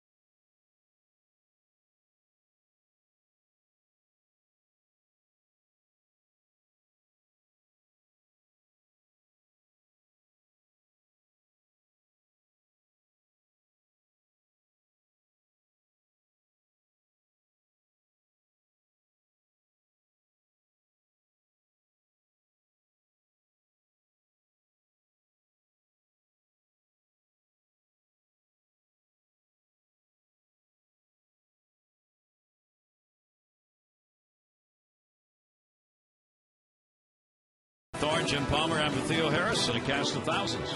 Great to have you with us. It is a 6-1 Yankee lead as they get on the board early in this ball game. Jeremy Guthrie surrendering 2 in the first inning and 3 in the second. 1 scored on an error in the first. A-Rod an RBI, 2 RBIs for Swisher on a triple. A home run by Cano. The 0-1 will be foul back. The Orioles got a run in the third. Ground ball up by Tejada. But Sabathia, with no walks, 3 strikeouts, has controlled the Oriole bat so far. And now Jeremy Guthrie, he's just settled down. Change up changing. Some good sliders. Fastball moving, not overthrowing. I'm sure there's a good slider right there. It doesn't get the call because you have one of the better disciplined hitters. It's almost like Nick Johnson doesn't swing. It's a ball. But he just settled down. I'm sure he talked to Rick Kranitz about staying close just a little longer. And again, just the borderline pitches where you really learn about Nick Johnson. Of course, when he came up in the Yankee organization, they always thought he was going to be just a guy that could get on base, good first baseman. Johnson waiting on it. He'll just foul that one off right there at his feet. 2-ball, 2-strike count on him. Now, for Guthrie here at home, 11 wins and 21 losses lifetime. He's been better on the road where he's won above 500. ERA's about a half a run a game better on the road than it has been in his home starts. 2-2 delivery on the way to Johnson. Fouls that one straight back. And it'll stay at 2-2. I think everybody, and obviously Jeremy and the Orioles, and as a former pitcher, I mean, I know how hard he works. You just hope that last year was an aberration where he gets back to where he was a couple of years ago, first 2 years with the Orioles. And there, I mean, you don't get that. He's looking in and thinking, geez, going, what do I have to do? That ball certainly looked like it caught the inside corner. As Diaz not thinking so, takes the count to 3-2, and that one doesn't. So Nick Johnson gets a leadoff walk, and that has been a problem in this game for Guthrie, with these leadoff batters getting on. On Friday, the Orioles begin the 3-game series with the Red Sox here at Camden Yards. Good seats still remain. Hope you'll come out and paint this park orange. For tickets, 888-848-BIRD, or go to Orioles.com. That'll be fouled off by Teixeira, who's 0 for 2 in the ball game, 1 for 5 in the series. Orioles, of course, with 12 straight games against the Yankees and Red Sox. They are 2-2 as part of that 12-game set so far. Brian Mattis, A.J. Burnett will wrap up the Yankee series tomorrow, 7:05. Red Sox, it'll be David Hernandez game 1, Kevin Millwood on Sunday. The Saturday starter not yet named, but it's going to be Brad Ferguson, barring some reason that he can't get here. John Lackey, Daisuke Matsuzaka is going to make his first start of the year on Saturday, and Josh Beckett will go on Sunday. Wakefield moved to the bullpen officially now with Daisuke returning. And Teixeira on a great pitch. He struck out. 86-mile-per-hour changeup. Bottom drops out. And again, if you stay closed and you don't spin, and the ball just out of the strike zone, and Teixeira, nice hitting opportunity with Nick Johnson sitting over at first base. 3 out of the 5 innings. Leadoff man is reached. Johnson's on at first, and A-Rod RBI and a sacrifice fly, and he is flied out to left field. He will take that one for a strike. A 306 career hitter against the Orioles. 50 home runs. He leads all active players in homers and RBIs against the O's. 161 runs batted in the 184 games he's played. And his next home run will tie Frank Robinson. Moving up the ladder. All-time home run list. He is 8th. Taken inside, 2-ball, 1-strike count. He's got a couple of home runs and 12 RBIs so far this year.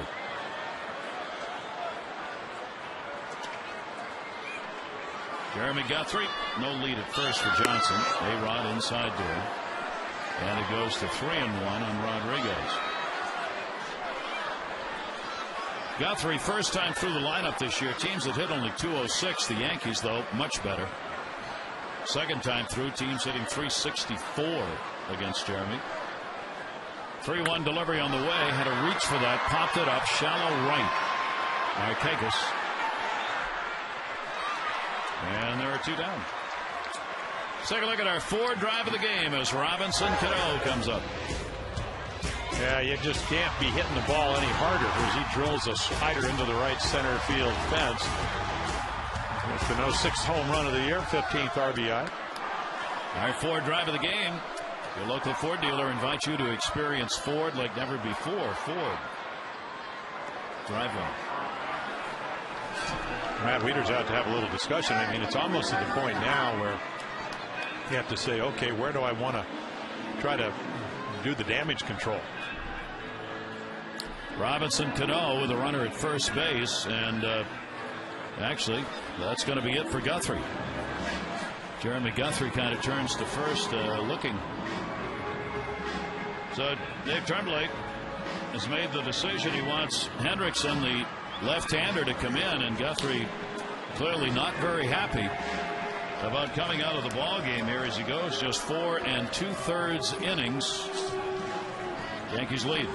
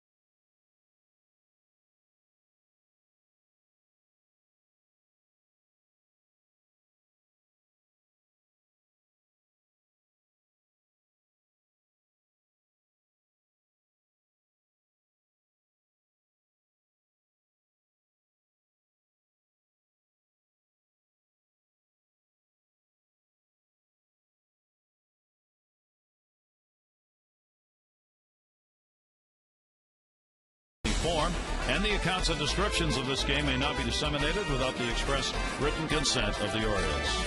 Jeremy Guthrie came in with one of the top 5 ERAs in the league without a win. He's going to leave this ball game and cannot win this one either. Yeah, normally you'd match up if the numbers tell you that, but lefties, at least this year, hitting .364. But again, I guess maybe Dave Tremblay's looking at the last 2 at bats. A sizzling line drive to center for an out, and then the home run on a slider to right center field. But it's not about numbers, because Hendrickson usually gets righties out probably better than lefties because of the changeup. So Cano will stand in with 2 down and a runner on at first base. He has homered and flied out. Robinson Cano against left-handers, 286. And immediately drills a base hit into right center field. Turn made by Johnson. He'll go to third. So Cano, you might as well walk him because he's going to get on. Wow, is he hot. Well, and that's why I think Jeremy Guthrie didn't want to leave the game, because you can still pitch. And, of course, he's rooting for Mark Hendrickson.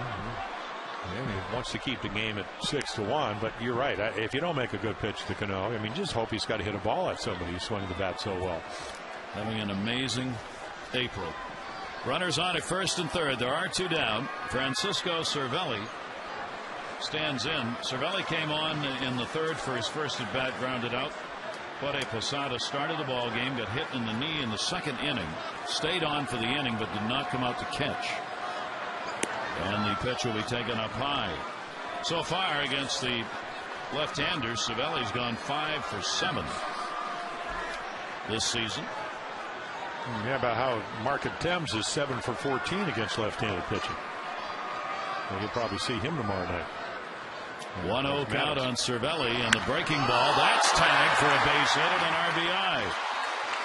So Johnson scores. He reached with a walk, and the Yankees with 2 down get back-to-back hits. Cervelli, the run batted in, and it is a 7-1 ball game. Yeah, hanging curveball this time. It just, again, in the middle of the plate. Line drive hitter. Foot gets down. Right back up the middle. And both Cano and Cervelli get good pitches to hit and don't miss. That is hit number 8 for the Yankees. Granderson, he has singled and struck out. He'll take the breaking ball in for a strike. Granderson 5 for 22 off lefties so far this year. The Yankees have made the hits count, 3 for 5 with runners in scoring position. Orioles only 1 for 7. That one fouled away.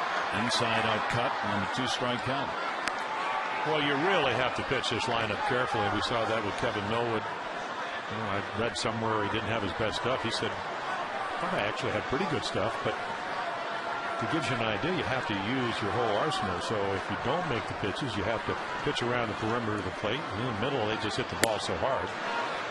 Hendrickson has had a lot of work against the Yankees. This is his 19th game, 11 as a starter. He has 4 wins, 5 losses, and a save with a 5.20 against the Yankees over the years. Granderson, 1 ball, 2-strike count, runners off first and second base. Granderson again inside out, pop up shortstop is Turris. And that will end the inning. But 7 runs in, 6 are in charge to Guthrie, and it is a 7-1 lead.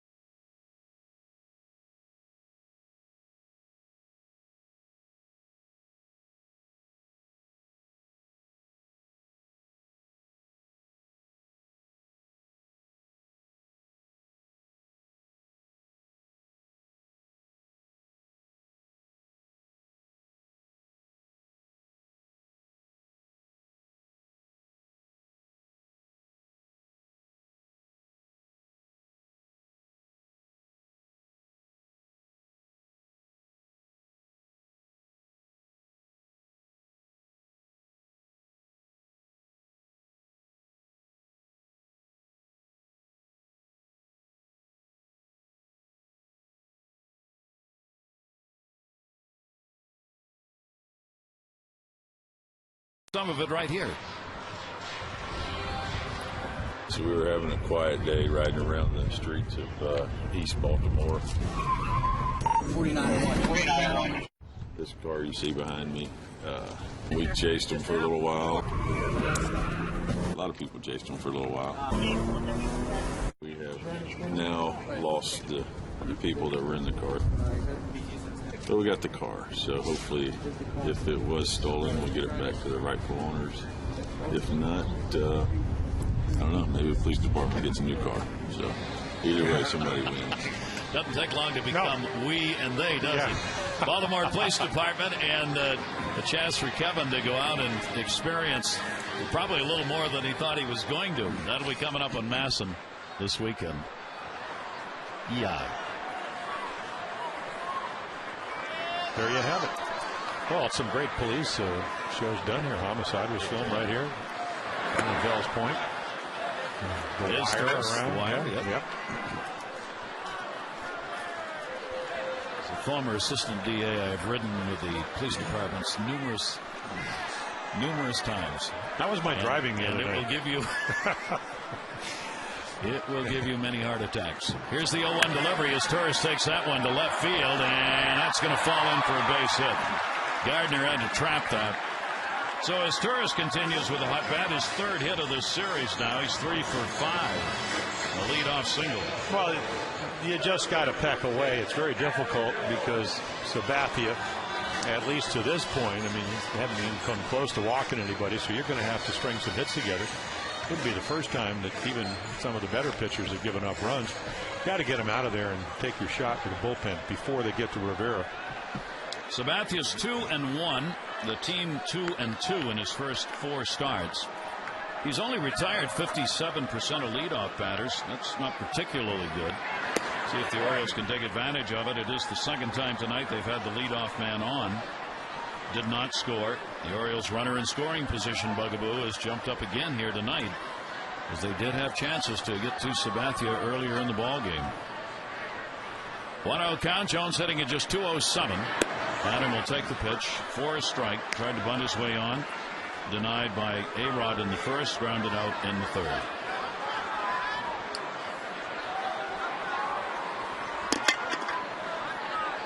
Sabathia with a 1-ball-1-strike count. He's got a good move over there to first base, and runners respect it. And there's very little of the big lead stuff at first on Sabathia.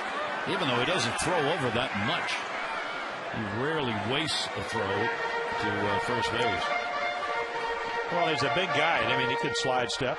The slide step is where you just slide that front foot, so the leg kick is very minimal, and you get the ball to your catcher. Of course, the key is to be able to do that and not lose your stuff or your location. A lot of pitchers have difficulties with that. Here's the 1-2 delivery. Foul back. I would think it's that hesitation that freezes the runner when he, in that motion, he comes almost to a hesitation when he picks the leg up. Well, yeah, and also, you know, of course, Mike Flanagan, who is sharing our broadcast this year, one of the great pickoff moves after, you know, Scotty McGregor said, now let's see where he sets his hands. If he sets his hands low where he does, you can, if they go in your first move, we'll start your hands first. Mike learned that, and he had one of the best pickoff moves around. And again, where that front leg, if you look over in the Yankee dugout, Andy Pettit, I don't know how many pickoffs he's had. He started out 3-0, but you can't run on him because that right leg, that front leg, if it goes behind the rubber, you have to go home. But if it just kind of hangs there, as long as you step on a 45-degree angle, you can go home or first. Sabathia quick pitching this one. Other times he'll do just what Jim was talking about. He changes. That makes it more difficult for the runner, obviously. He'll kind of hold the leg sometimes. Other times he'll just go through with it. Of course, I think his biggest want right here is to stop concentrating with a 7-1 lead on Lizteris and get Jones out, because nobody out. The Orioles want to mount an attack. You know, a 2-3 run inning would certainly get him back in the game. 3-2 and he wants it. There's the first walk surrendered. And the Orioles have the first 2 on here in the 5th inning, with the middle of the order coming up. Don't miss your chance to meet Orioles outfielder Nolan Reimold this Saturday at the Slave Federal Savings Bank in Bel Air. Nolan will be on hand from noon to 1, signing autographs, meeting fans. The Slave Federal Savings Bank is on Churchville Road in Bel Air. You can get the details on all of the Orioles community appearances by going to OriolesReach.com.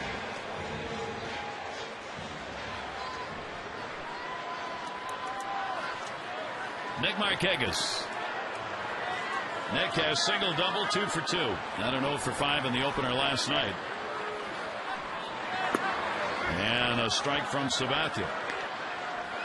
Orioles left 2 on in the first, and then 1 each in the second and third before being retired in order in the 4th inning. Well, this is their second chance to have a big inning. Well, they always talk about significant lead, 5th inning. Of course, you don't care how long you've been pitching. Boy, you got to qualify for a win. You got to get by this inning. Bends that one in, and an 0-2 count. Joe Girardi watching his starter. The starters have done a good job for the Yankees so far this season. Middle of the pen has struggled, so the starters have picked up the slack. Here's the 0-2 pitch. That one towards second base. Cano, Jeter, and that'll be it. Boy, nothing harder for an infielder sometimes to catch a topspin. As Kenny Singleton was saying, that very slow infield, at least that was his. But this ball is topspin, and watch Cano try to kind of come in and then back up a little bit to make sure that he gets one of the runners. There's that little back step and the backhand to Jeter. And of course, he dodges Adam Jones, the human torpedo, as he tries to make sure there's no double play. First and third, only one away. Ty Wigginton. He has struck out and doubled. 5-game hit streak now for Wigginton. His average is up to .333. Sabathia will miss outside with it for a ball. The 300-plus average for Wigginton against Sabathia lifetime. That's one of the reasons he's hitting in that 3 spot. Tied for 5th in home runs in the American League coming into today's play. 1-0 delivery. Jeter. Cano. Teixeira. Double play. Good pick at first base. No runs, 1 hit, no errors, and 1 left on. It remains a 7-1 Yankee lead.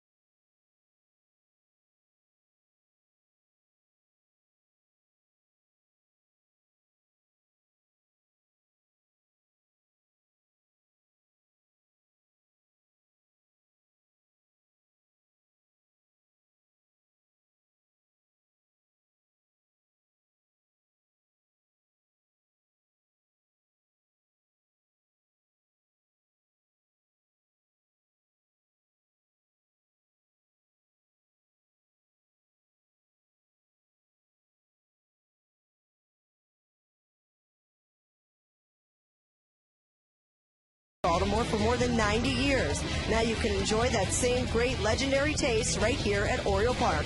Visit the new Atman's Deli on Utah Street in the former location of Pastimes Cafe. Gary? 1 on whole rye with mustard, please. Yeah, exactly. Wow. See that slicer going? I'm there. 7-8-0 for the Yankees. 1-6-1 for the Orioles. Mark Hendrickson on in relief. All the runs charged to Guthrie. 7 runs, 6 earned, 6 hits. Of course, they're down on also down on Lombard Street, Corned Beef Road. That's what they call it. Nothing like to go that far. Corned beef or pastrami sandwich. Nick Swisher. Swisher tripled, 2 RBIs, 2nd inning. One of the big hits in the ballgame. That is going to be inside to him as we go to the top half of the 6th inning. Game 2 of the 3-game series. Orioles trying to put 3 in a row together in the W column. That's going to be looped for a base hit. Marquez over. Swisher, another one of the hut bats. 2 for 3 in the ball game, and 5 for 7 in the first 2 games. Yeah, power hitter, on base percentage. He can play first. He can play the outfield. There is your box score. So, again, remember, 1 for HE with 1 run the first 4 guys last night. A little different story, but Cano red hot. And then look at Swisher at the bottom of the order, just like last night. Even though Gardner last night with 1 for 2 was hitting second. So, man, if Johnson comes back in the lineup, he gets on base. And then again, they just keep coming at you. That's the Yankees. Brett Gardner, a true leadoff batter in many ways. So you get him in the 9-hole. You've got that wonderful 2 leadoff men back to back in your 9 and 1 hitter. He has singled and flied out. Play behind the runner, Atkins at first. That'll be chopped on the 3rd base side, and a 2-strike count on Gardner. Yeah, not your prototypical second place hitter because he's not really a guy that likes to pull. I mean, he can't pull the ball, but he's more of an up the middle slap it to left. 273 off the lefties and 302 off right-handers early here in April. Yankees are trying for their 13th win this month. They were 12-10 last year in April on their way to the World Championship. That one's fouled off at the plate. It remains a 2-strike count. And then you got Tampa Bay with their all-time record for wins, with 15 of them. Tampa Bay is just tearing up right now. They've got a game and a half, 2.5 game lead on the Yankees coming into this ball game. They've won 3 in a row and they're 15-5. Here's the 0-2 delivery on the way. Gardner will take it. Just misses outside for a ball. Well, Joe Madden, their skipper, was talking about the fact that we have guys having good years, but we're hitting at least coming into tonight's game 323 with runners in scoring position. That's just unheard of. And he'll take the breaking ball outside. And the count goes to 2 balls and 2 strikes. Tampa Bay's looking to win another. They got the early 5-2 lead against Oakland in the 5th inning of that game in Tampa Bay. 2-2 the count. Runner off first base. Nobody out. And that's going to loop the other way. And that's going to fall in for a base hit. On his way to third, Swisher, and he will get there head first. Yankees cover the corners here in the 6th with nobody out. Well, nice approach by Swisher as he signals into right center. And then what does Gardner do? A couple of strikes, fights it off. I don't know if they will run here. And Mark Hendrickson, he just gets it up and it finds a safe haven right down there in the corner, spins into foul territory. It's part of his game, bunting, infield hits. Got 3 already this year. Jeter will come up with runners at first and third and nobody out. And against Hendrickson, he has been massive. 375, his lifetime number off Mark Hendrickson. And will foul that one back as he jumped on the first pitch. Jeter has delivered with an RBI sac fly in the 2nd. He doubled and scored in the 1st inning, and he is grounded out. The Yankees have double digits in hits now. 7 runs on 10 hits. No errors. The Orioles 1 run, 6 hits, and 1 error. Hendrickson with the 0-1 to Jeter. Runner goes. Fouled the other way.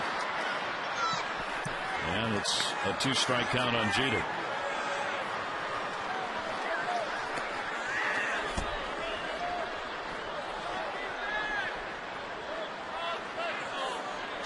Blowing on the hands there. We started 55 degrees at game time. It is cool with that breeze blowing throughout the ball game. Jim Hunter said at the end of last night's game it was 39 degrees out in the post-game set. It was cold. Here's the 0-2. That's going to go to right. Marquez is going to play it on a hop. Jeter gets a single RBI. Swisher will score the 8th Yankee run. Well, Mark Hendrickson he certainly has been around long enough to know that if you cannot command your stuff, just keep out in the middle of the plate, down, get the breaking ball over, maybe deceive the hitter, but again, most of the hits. So all the Yankees tonight have just been up right here. I mean, just great camera view of what goes on when you get one of the better hitters on his way to 3,000 hits and get something in the middle of the plate belt high. Jeter gets his 13th and 14th runs batted in this ball game so far. He is 2nd on the ball club, only to Robinson Cano in RBIs. Cano in this ball game has the home run. He's got 15. So 1st and 2nd, there's still nobody out. 3 singles by the 3 Yankees who have come up here in the 6th inning. Johnson now, he has singled, scored, walked, scored, and he has struck out. Runners at 1st and 2nd. Nick Johnson on the off-speed breaking ball takes it for a strike. He's faced Hendrickson only 4 times, 1 for 4.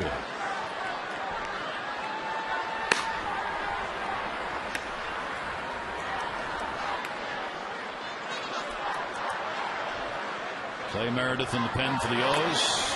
That'll be chopped foul. Stays at a 2-strike count. The Yankees have done a real good job in this ball game of having productive outs, getting 2 out RBIs, and getting 2-strike hits.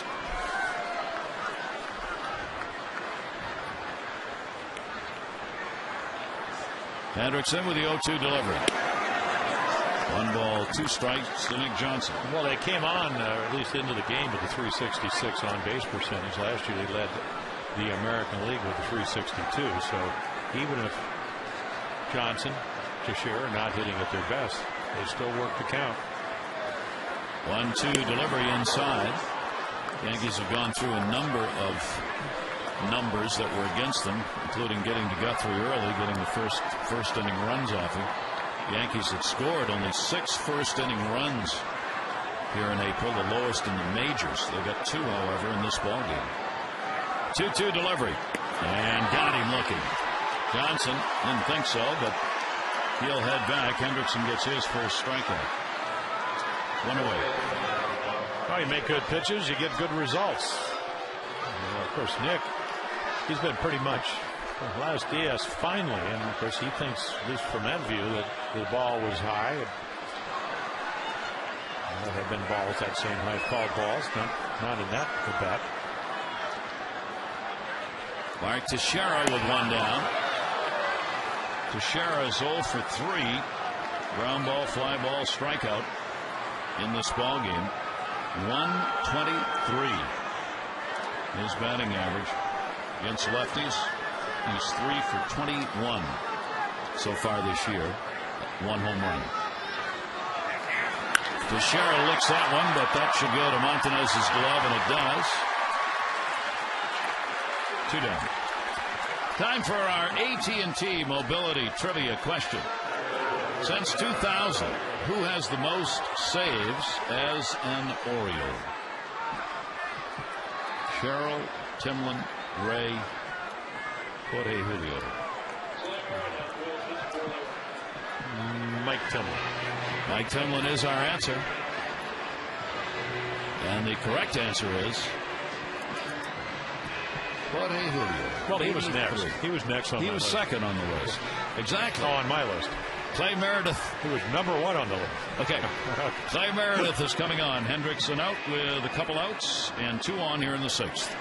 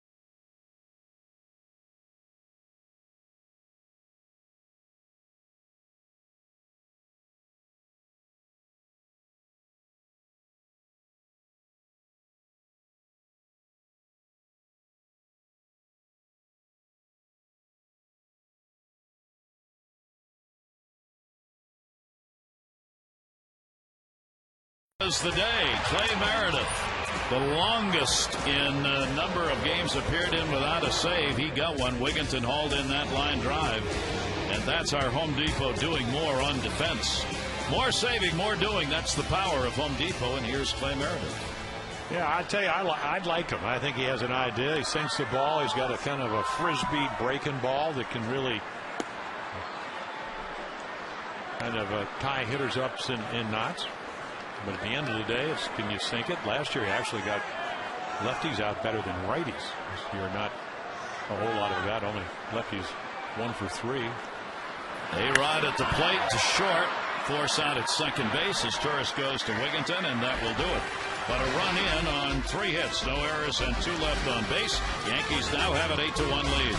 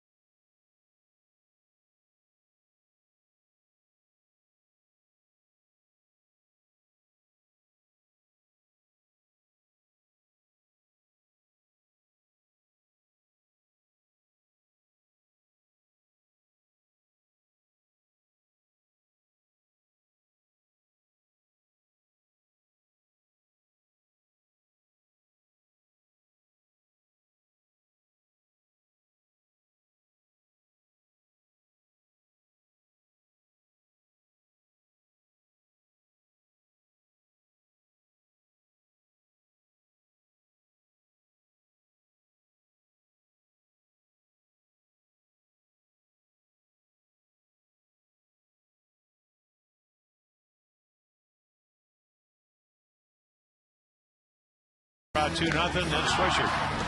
In the second inning, he'll triple up the gap. Granderson will score. And then Cano with a home run, his 6th home run of the year. And CC Sabathia saying thank you very much. Orioles with only 1 run off CC. And when they got him in trouble in the 5th, he was able to get out to the double play off the bat of Ty Wigginton. So again, Guthrie out of sorts tonight. And Swisher, big 3 hits last night, continuing the trend tonight. CC Sabathia, first pitch will be hit hard to right center. Granderson diving, can't get it. Had it in the glove, came out, and good heads-up base running. Tejada goes into second base with a leadoff double here in the 6th inning. Yeah, he can really close some gaps out there in the outfield, and this ball slicing away. Look how far he has to go, and then, he lays out. Can't quite get it. Right off the heel of the glove.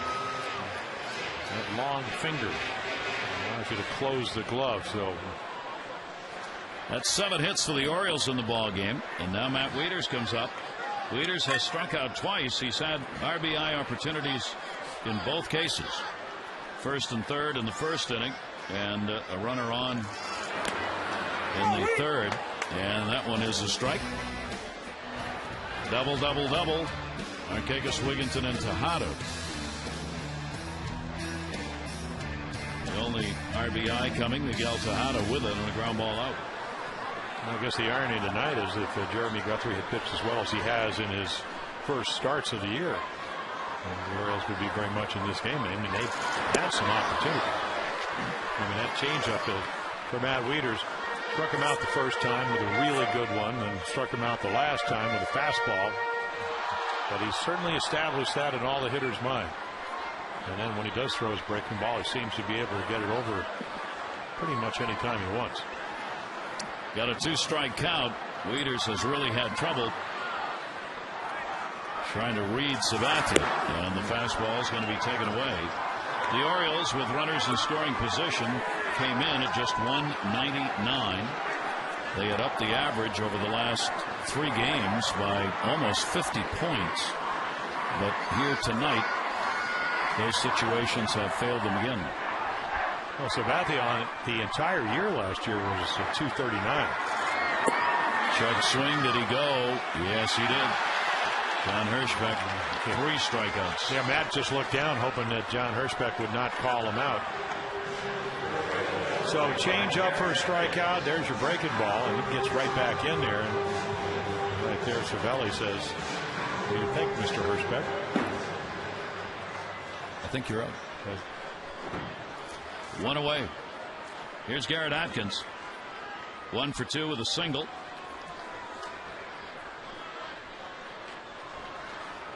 Orioles, 5 base runners left on, and all 5 have been in scoring position in the ballgame.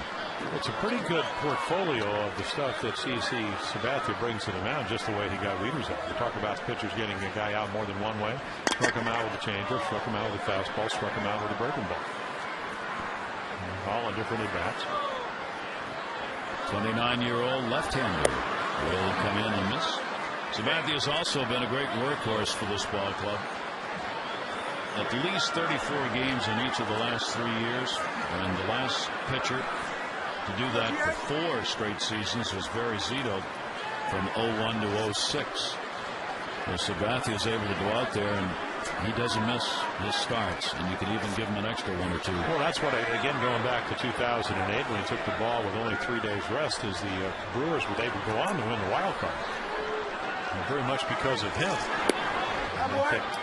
Not that I think anybody's questioned his stamina or his ability to go out there and compete, but that really made a statement. He just happened to be a free agent. And a 6-year deal for, I think, somewhere, it doesn't really matter, but, well, it does matter, but $160-some million.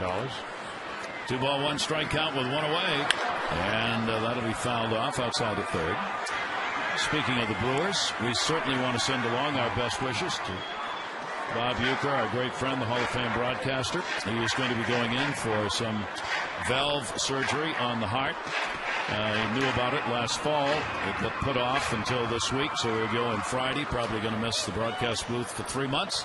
But as you could do, he said, going to be gone for a while, but as soon as I'm out of that hospital, I'll be back here in the booth. He said that's his life. You know, I mean, he goes into the locker room. They welcome him as one of them. That's a base hit into left field. Tejada will go to third and stay.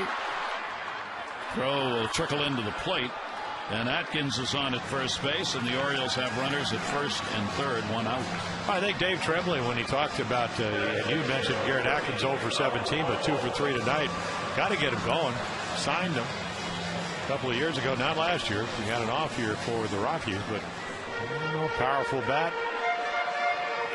And he hits it just over Alex Rodriguez. So that's at least about a 7-foot line drive. Here's a chance. Maybe more with it. Yeah, maybe more. I forgot about the vertical leap of Alex. Reimold has struck out, grounded out. And will take the pitch down low. The Orioles another chance to get themselves back into this ball game.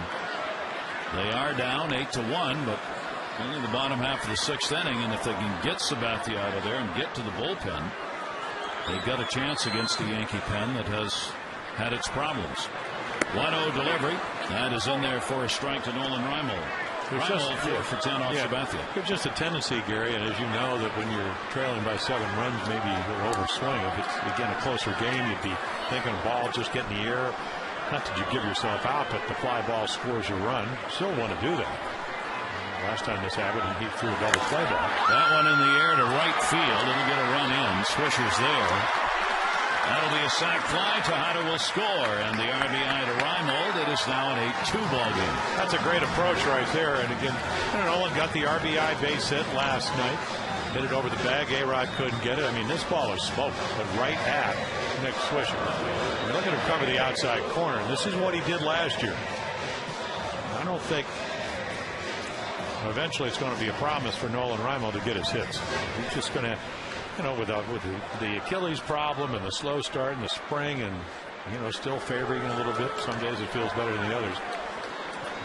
I don't know if he's going to maybe hit for the average, but because they're going to work on him. But he's got a pretty good idea of what he wants to do at the plate. 7 RBIs for Reimold on the season. 2 down now. Runner on at first base as Atkins stayed. Montanez 0 for 2 in the ball game. 0 for 8 lifetime off Sabathia. Orioles get 2 runs on 8 hits now. And that'll be fouled away.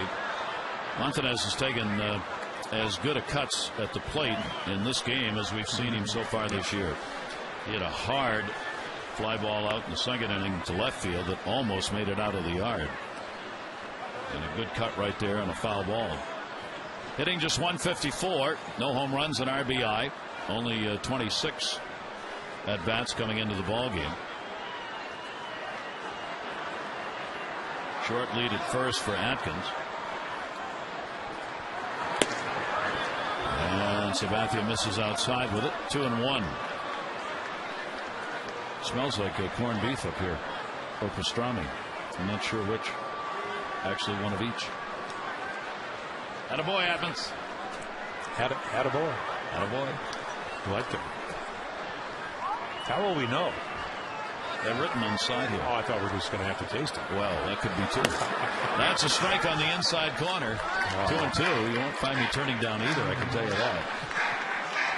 And they sent mustard. That's their own mustard. First class operation right there. Real deli mustard. Authentic. So that's got some spice in it. 2 ball, 2 strike count. Sabathia with a runner at first, slowing it down a little bit. And with it, Montanez is going to back out. Cervelli came on to do the catching. Rode Posada hit in the knee. 2nd inning came out. And Cervelli working the ball game. That 298 hitter. He's only 24 out of Venezuela. He's a young pitcher. 2-2. Right field, not deep. Swisher coming, and we'll put it away. The Orioles will get a run on a couple of hits, leaving a base runner on, and it is an 8-2 Yankee lead.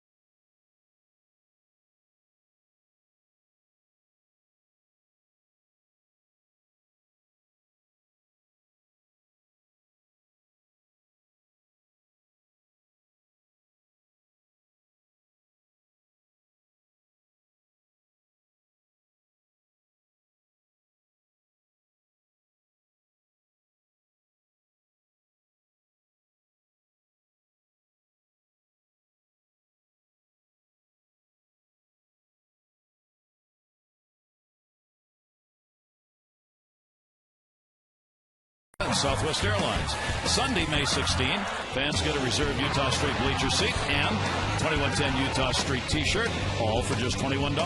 Nick and Adam will be out there interacting with fans. You'll get some baseballs.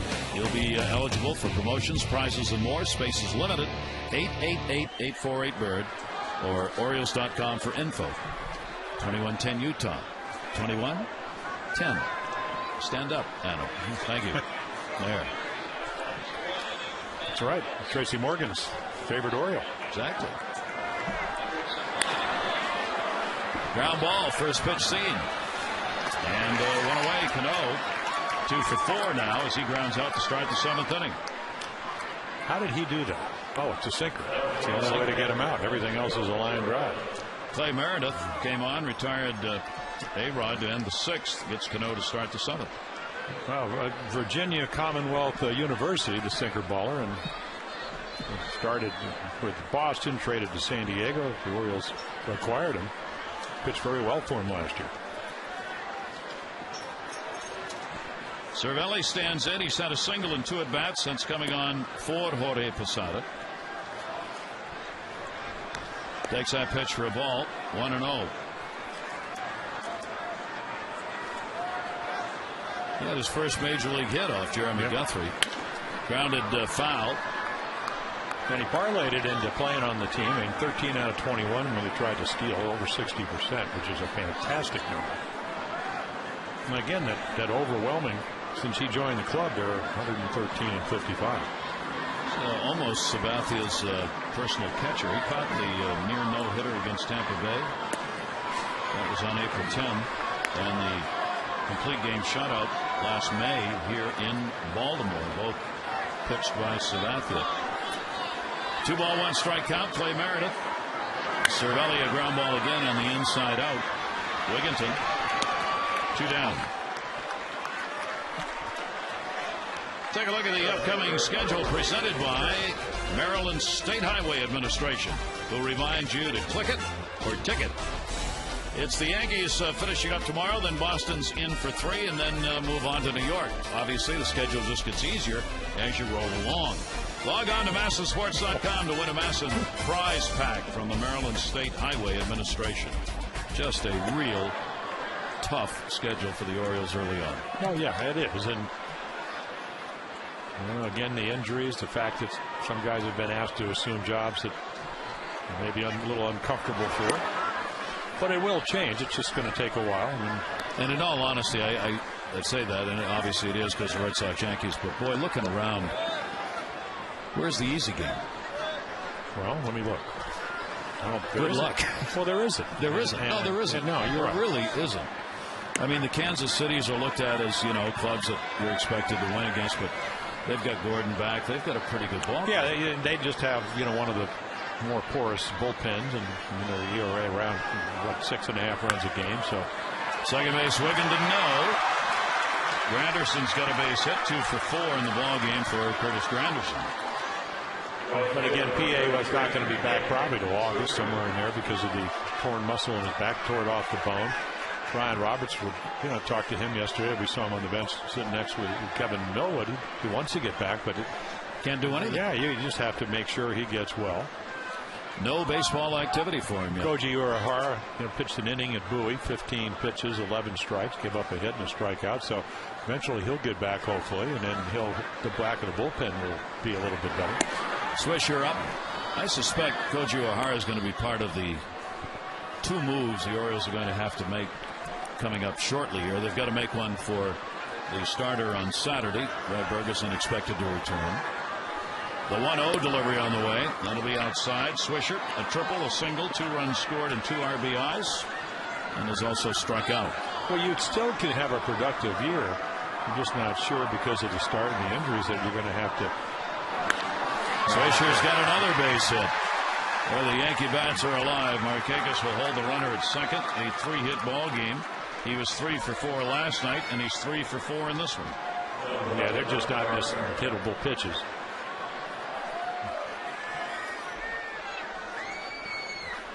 Well, the Yankees continue to pile up the hits here. That's 13 in the ball game. Here's Brett Gardner. Gardner has 2 of them, 2 for 3. Well, this would actually be a good night for Matt Albers to get a little work, only because they have so many lefties, and he struggled against the lefties. So it'll give him a chance to maybe come in and find the arm slot. But you can't. Somebody else will be in here besides Meredith. Yeah, right. I mean, he'll probably pitch this inning, and you have some guys. Will Ullman hasn't pitched in a while. 0-1 delivery, ground ball towards second. Wigginton plays at first and gets the out. So no runs, couple of hits, 2 are left on. 7th inning stretch time, brought to you by Jack Daniel's Tennessee Whiskey. Please drink.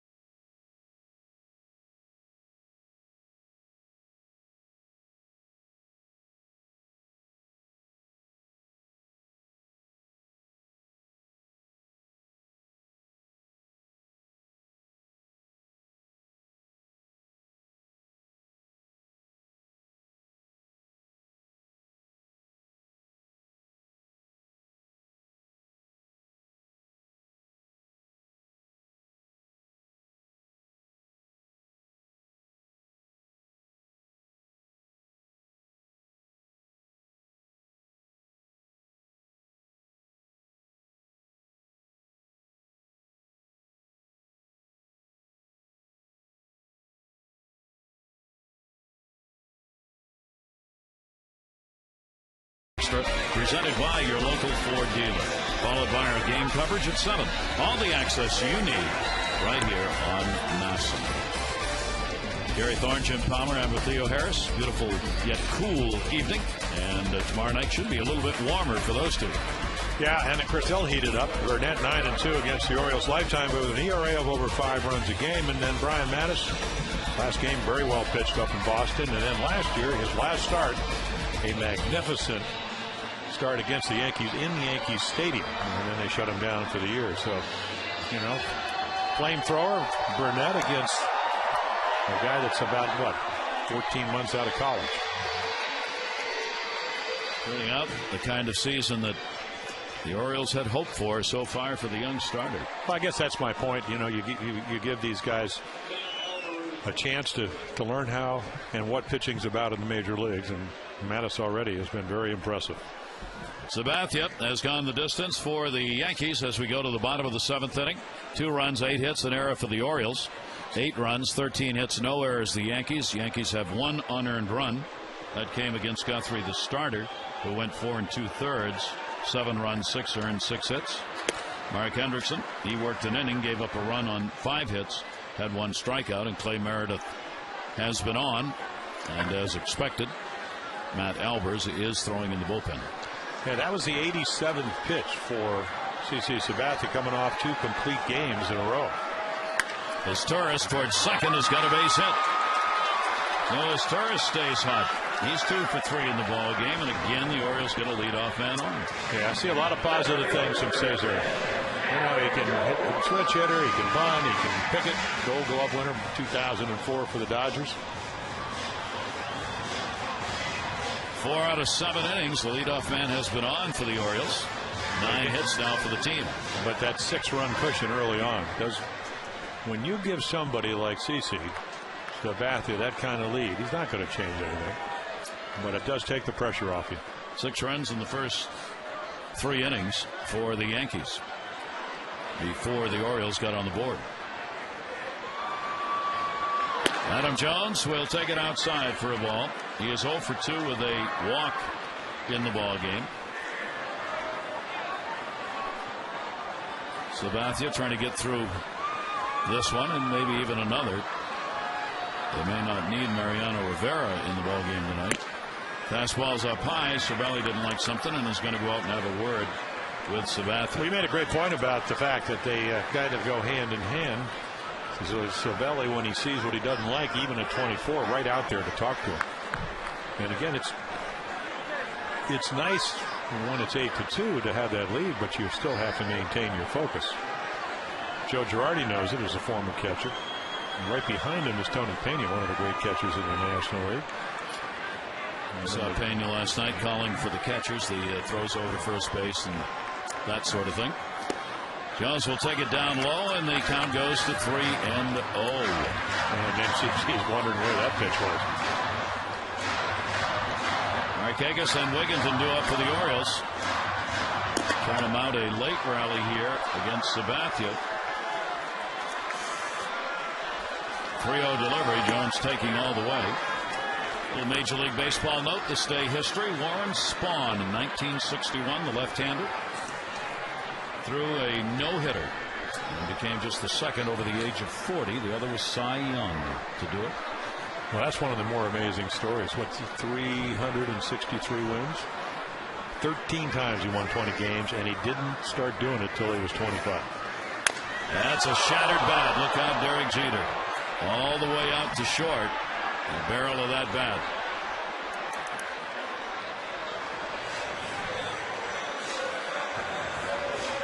Billy Martin also got hired in this state in '85 for the 4th time as the Yankee manager.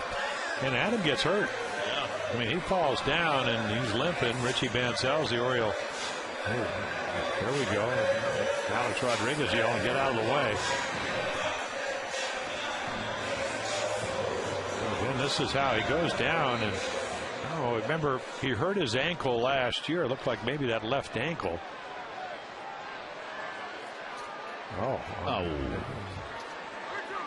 It's a double whammy. Not good. 3-ball, 2-strike count. Runner at first base and fouls it away. It'll stay at 3-2. Going to put a little pressure on that ankle, as you can see. A little grimace.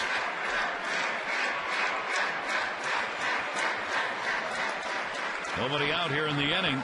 Well, the Orioles are the top of the order up, trying to get something going here against Sabathia.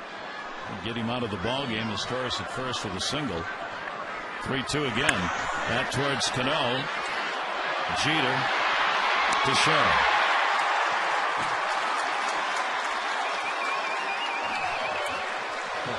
And just like that, 2 down. Visit the official online shop of the Orioles at Orioles.com. Browse the largest selection of official gear, including the latest apparel, O's memorabilia, and authentic classics for the whole family. Get your gear from the official source, the Orioles.com shop.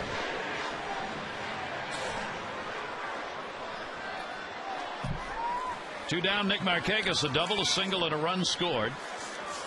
Tejada's got an RBI and a ground ball out, and Reimold has a sac fly RBI. The 2 runs for the O's.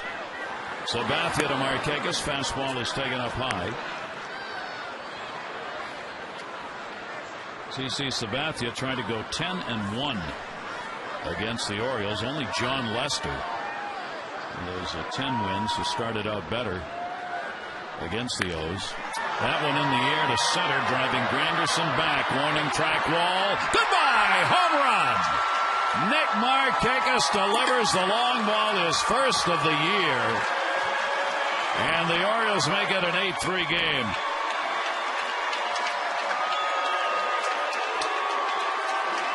Well, what did Kenny Singleton said about hitting home runs to the opposite field?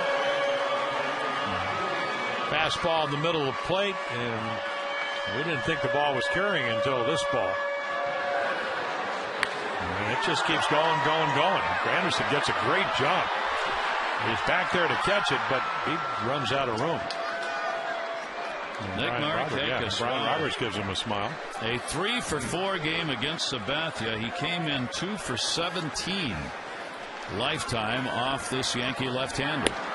And that's the first left-hander to have a home run this year against Sabathia. Well, the lefties were only 3 for 21 with 1 extra base hit. And that was Josh Hamilton of the Rangers. Ty Wigginton. Wigginton lashes one towards Gardner, and he's got that one. Wigginton retired, but the Orioles get on the board, a run on 2 hits. Nick Markakis delivers the long ball, and no more geography.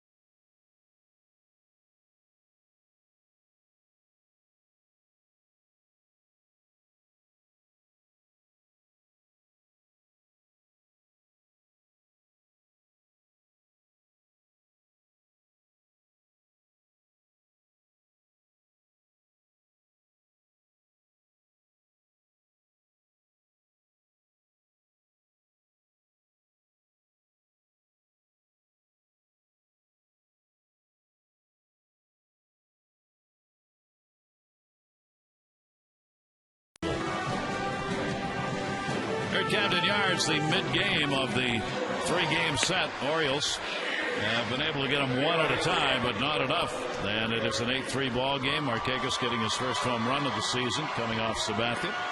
Now Matt Albers will come on to do the pitching. Yeah, to me, it's a great way to kind of rediscover your sinker. He had a very good spring for the Orioles. And again, you can see, has he changed his number? I don't know if he made a number change or not, but he certainly wants to. Rick Cranitz, the Oriole pitcher coach, said that he's got to be able to get his breaking ball over, and when he throws it, just hasn't been able to do that. So he'll go to work here against Derek Jeter. Top of the order. Jeter's had a double single, 2 RBIs in the game, 1 on a sac fly and 1 on a base hit, and he is grounded out. Jeter hitting at .310, 3 homers and 14 runs batted in now. Second, as we said to Cano, who had the home run tonight, his 15th RBI. Albers, he'll miss inside with that. His job to throw strikes here. Find a way to get some outs, get that sinker working again. Jeter 1 for 5 off Albers. Yeah, I mean, righty's only 4 for 21, real low average, and that ball runs in. And so they're 4 for 21. Lefty's a little different story. They're 6 for 14. Not a lot of at bats, but a lot of hits at 429. Clay Meredith gave up nothing in an inning and a third. Couple of hits off him. No runs. 2 ball, 1 strike count on Jeter. And jammed him, and Jeter went after that. And it goes to 2-2. Yeah, great late life. It would have been a ball, but then you can see the movement. The ball not only going in, but down.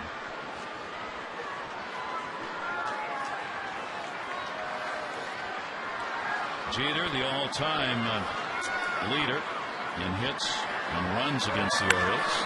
Grounds that one to third. Tejada, running play. Good one. 1 away in the 8th inning. Now your kids can learn how to play like the pros from the pros. You can sign up for the official Orioles Summer Baseball Camp.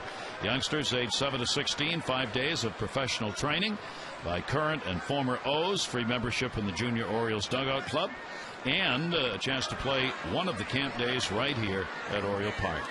410-472-3500 or Orioles.com for info. Nick Johnson. Johnson going after that one to Wigginton. Play made. So a 1 for 4, 1 for 3 ball game. Johnson, and then grounds out here. 2 down in the 8th. We had 2 outs, 2 grounders.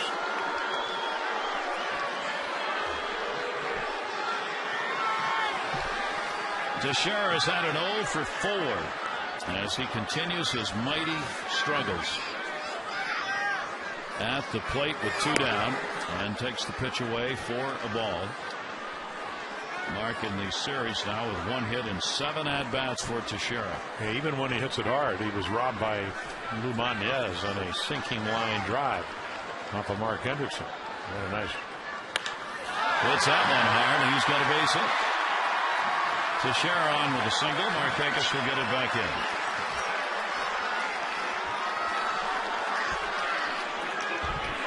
.14 hits in the ballgame now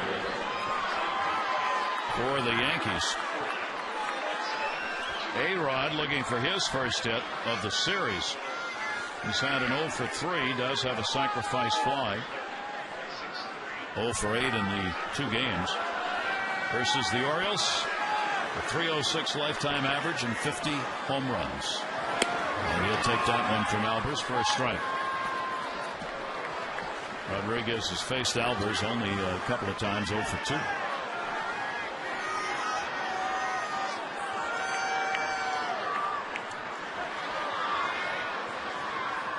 Here's the 0-1 delivery to him inside with a fastball. 1-1. 7:05 right back here tomorrow night. It looks like it will be the rubber match of the 3-game set, barring a major comeback by the Orioles. Teixeira at first, Play behind him, and he goes. Foul back. Does that violate the unwritten rules of baseball? 5-run lead, 8th inning. Not over. I agree. I agree. If you want to play behind him, let him run.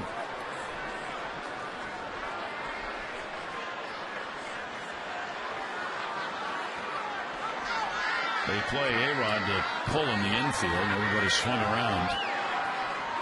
Here's the 1-2, running again at first. That'll be fouled off again. Now, you do have a pickoff play. I'd be putting it on. Teixeira's not even looking with Atkins behind him. But he's not that far behind him, and now Dave Tremblay says we're going to play at first base.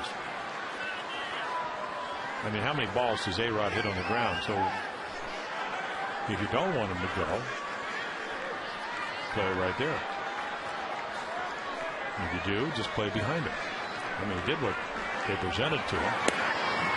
Inside. 2-ball, 2-strike count on Rodriguez. A-Rod now looking for one to drive. Couple of home runs among the 20 hits he's picked up on the year. Albers.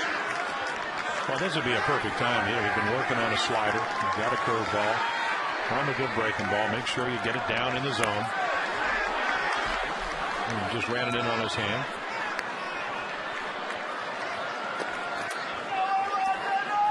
Two-ball, 2-strike count. As we mentioned, right-handed hitters getting them out is not a problem.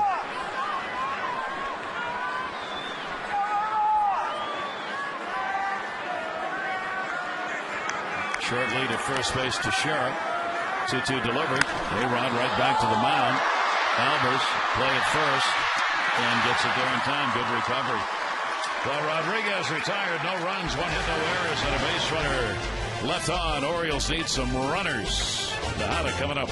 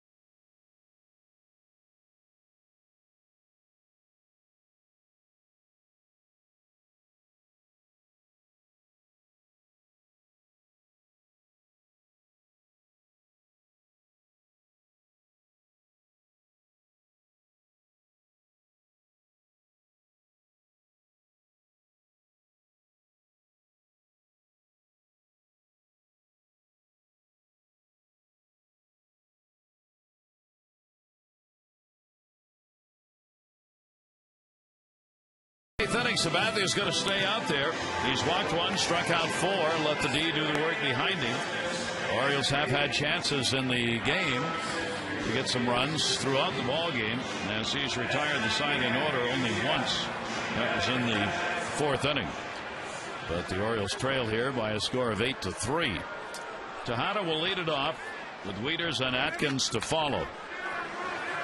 Sabathia may get 3 complete games in a row the way things are going here. Yeah, I think his pitch counts too. I'm surprised he even came out to pitch this inning. Job of Chamberlain, I mean, he's found a setup role in a sense, but certainly he pitches the 8th inning. He pitched in 3 out of 4 games going into last Friday. Gave up a home run to Kendry Morales. So, but somebody is getting loose out there in that bullpen. I have no idea who it is. But the pitch count mounting. Sabathia working here. Tejada's had 2 hits off him and an RBI, double single and an RBI and a ground ball. That'll be outside. The 2 complete games that Sabathia's had, The last one at Oakland was a loss. He pitched that complete 8 innings, giving up the 4 runs, 4 hits. The game before that, he won against Texas. It was a 6-inning ball game that he had a complete game in. And a little different complete games for him. And the last guy to do it, I think, was David Wells back in '98. I bet they were more conventional. Mitre on the closest to us in 62, Java Chamberlain. And a 3-0 count to Tejada. I just thought his stuff really went downhill in the last inning, so doesn't mean that he can't get it together, because he is CC Sabathia. That's a way of doing it. Sabathia's best winning percentage against any other team is against the Orioles. So that 91 record, that's the best win percentage he's put up, and trying to increase it. Here's the 3-1 delivery. Tejada takes it, and he's on. So again, Orioles get the leadoff man on here in the bottom half of the 8th inning. Time to text in your vote for the AT&T Player of the Game. Here are the candidates tonight. Sabathia out there on the mound looking for the win. Robinson Cano. Cano has had his 6th home run and a couple of hits in the ball game. And Nick Markakis, who got his first home run and has had a big 3-hit game against Sabathia. Text in your vote, A, B, or C, to 51862.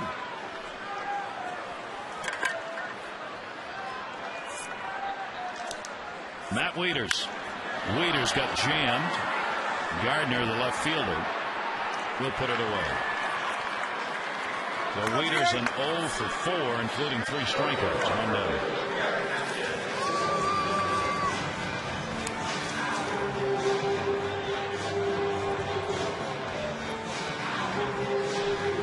One away. That'll bring up Atkins. He too has had a couple of singles in the ball game.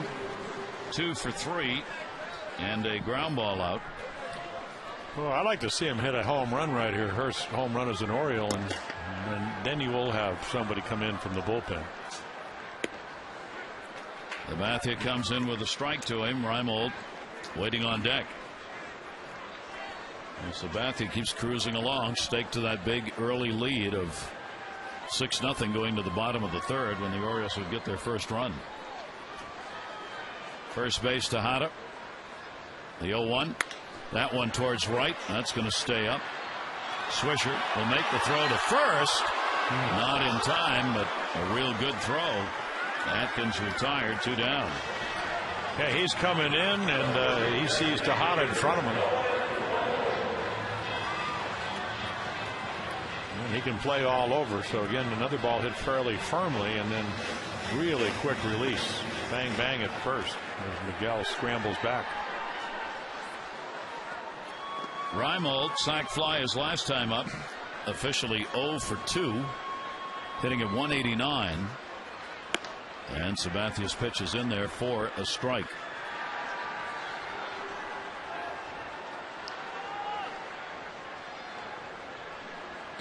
Well, if you know how to pitch, you can lose 2-3 miles per hour on your fastball, which is what the radar gun tells us. But you can turn it over, you can cut it in, as he did to Wieters. They're coming in right here. He gets it there, but it's out of the zone. And then tonight he's just had an excellent changeup and a breaking ball.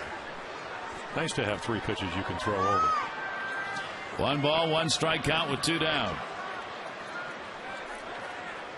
Reimold, he'll take it. It will be down low. Gets ahead on the count here, 2-1.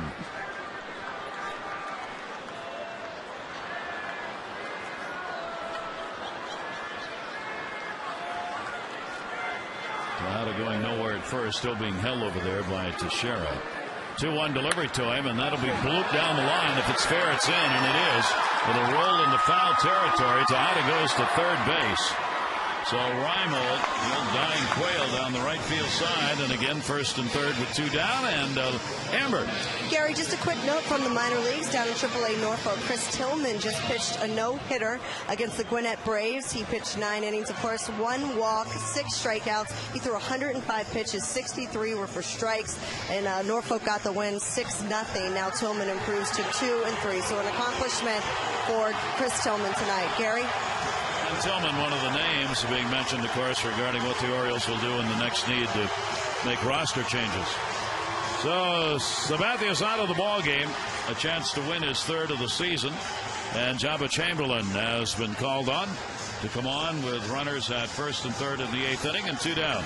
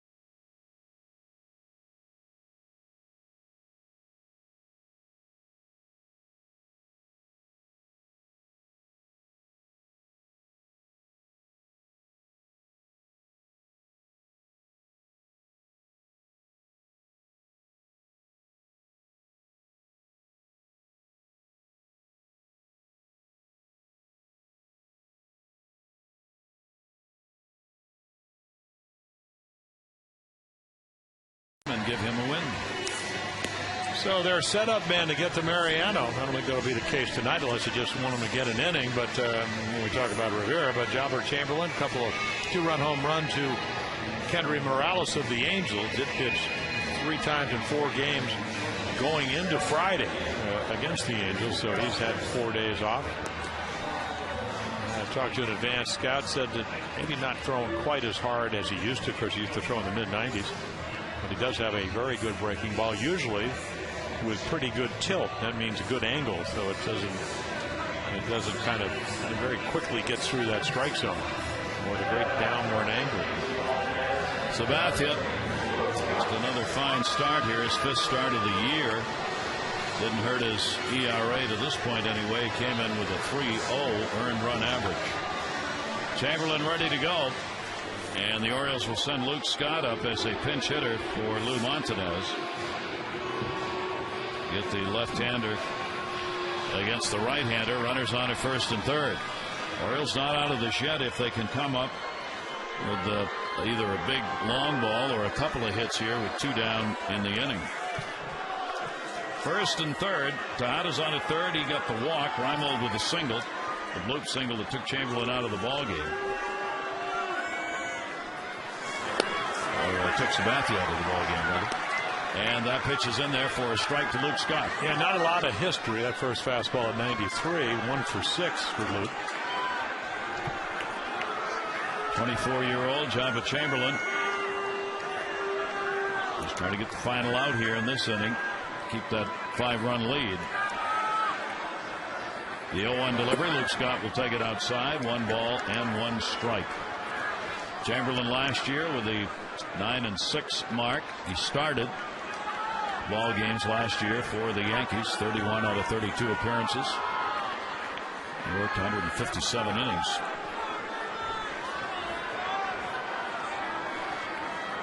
Runners off first and third. 1 ball, 1 strike. And Scott. Cano. And that'll do it. So no runs on 1 hit, no errors, and a couple are left on base. To the 9th inning we go. 8-3 Yankees.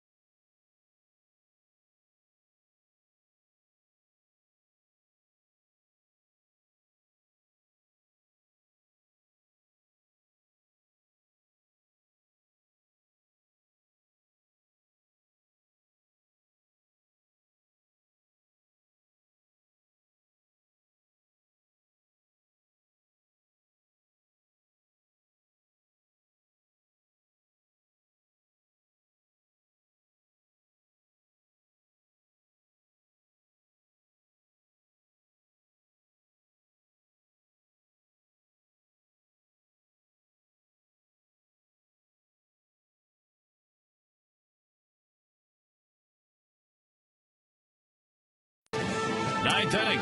They're at Camden Yards tonight. 8-14-0 for the Yankees. 3-11-1 for the Orioles. As we go to the ninth, the Orioles will bring on Will Omen. Yeah, Will comes on. Shoulder problems last year. Throwing the ball well. Command has not been what it was. I mean, if you look at the 5 walks, he had faced 2 guys on Friday night up in Boston, walked both of them. He said he was not happy with his performance. So he will face Cano. Lefty's 3 for 10 with 3 walks. What's that, 6 for 13? And the problem with being wild when you're a left-hander, you come in, you usually match up, and then if you walk the lefty and you have a right-hander on, you really kind of put the manager in a somewhat awkward position. You may have to bring another guy in if you think he matches up better. Luke Scott stays in the ball game for Montanez in left field. Omen will start out against Robinson Cano. A home run and a single, 2 for 4.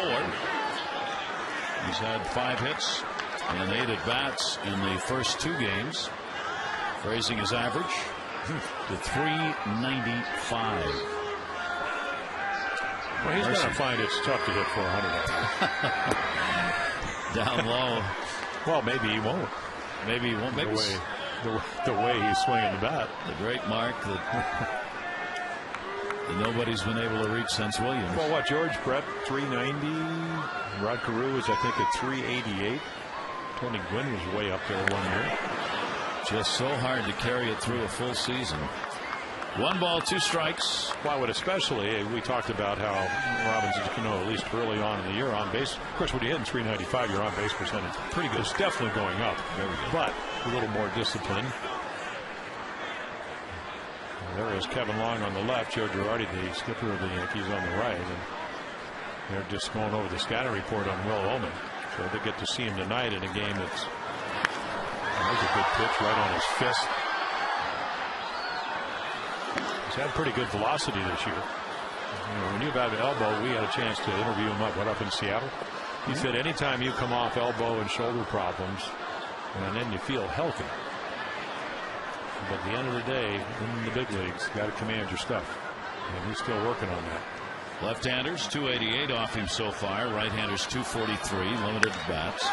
Left field, Scott, welcome to the game. Yeah, he retired, one away in the ninth. Yeah, it looked pretty routine. Turn the right way. Now there's one away. Here's Cervelli. One of the big stories for the Yankees in this ball game, after the fact they might get a win here, is their catcher, Jorge Posada, who got hit on the knee in the second inning by Jeremy Guthrie and then came out of the ball game with Cervelli in. And the condition of Jorge Posada, it's a big deal because the Yankees do not have a third catcher, and you can't go without another catcher. That one to right field. Cervelli's got himself a base hit. He's 2 for 4 in the ball game and didn't start. Well, he can hit 298 for the entire year when he got to play last year. And I saw the number hitting over 400. Line drive hitter, and he can run for a catcher. Now, of course, anytime you take Jorge Posada out of the lineup, you lose a very, very potent home run bat, RBI guy. Will Omen now, another left-hander up, and Granderson, a couple of hits and 4 at bats, 2 singles and a run scored. Curtis Granderson with the runner at first base. Big helicopter cut right there for strike 1. 15 hits in the ball game for the Yankees. I think that's the high. I think they had 14 on a couple of other occasions, at least for this season. 0-1 the count. Another big cut, not going to get to it. Most hits in a game, 14 at Tampa Bay and at the Angels this year. 0-2 count.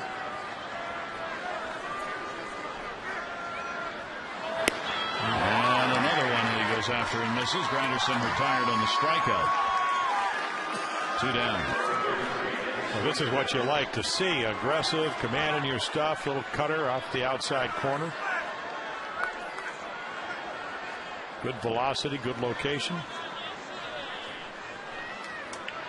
Will Omen trying to leave that runner at first. Cervelli is over there. Swisher's had another big night. 2 singles, a triple, 2 RBIs, 3 for 4 game, 6 for 8 in the first 2 games of this series.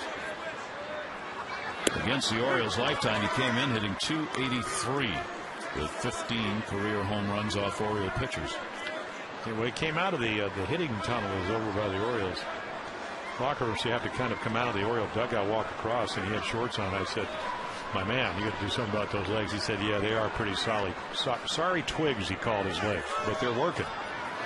The arms and shoulders are all right. The legs are a little worse right now. The twigs are a little shaky, but not everything else. Well, twigs and the dogs are hurting now. 0-2. And Girardi started out and then said, no, I can manage and be the trainer. Yep, instep of the left foot. Oh. He had that foot actually laying flat on its side.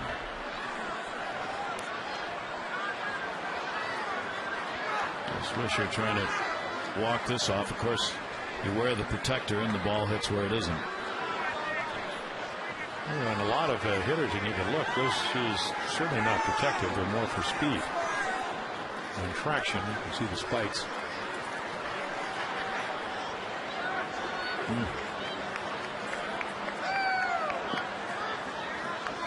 Two-strike count on him. Bowman taking a look at first. Cervelli, though, just a one-step lead. And swung on, foul tipped and held on to. And that will do it. Couple of strikeouts for Ullman. We go to the bottom half of the 9th inning as Turris, Jones, and Markakis.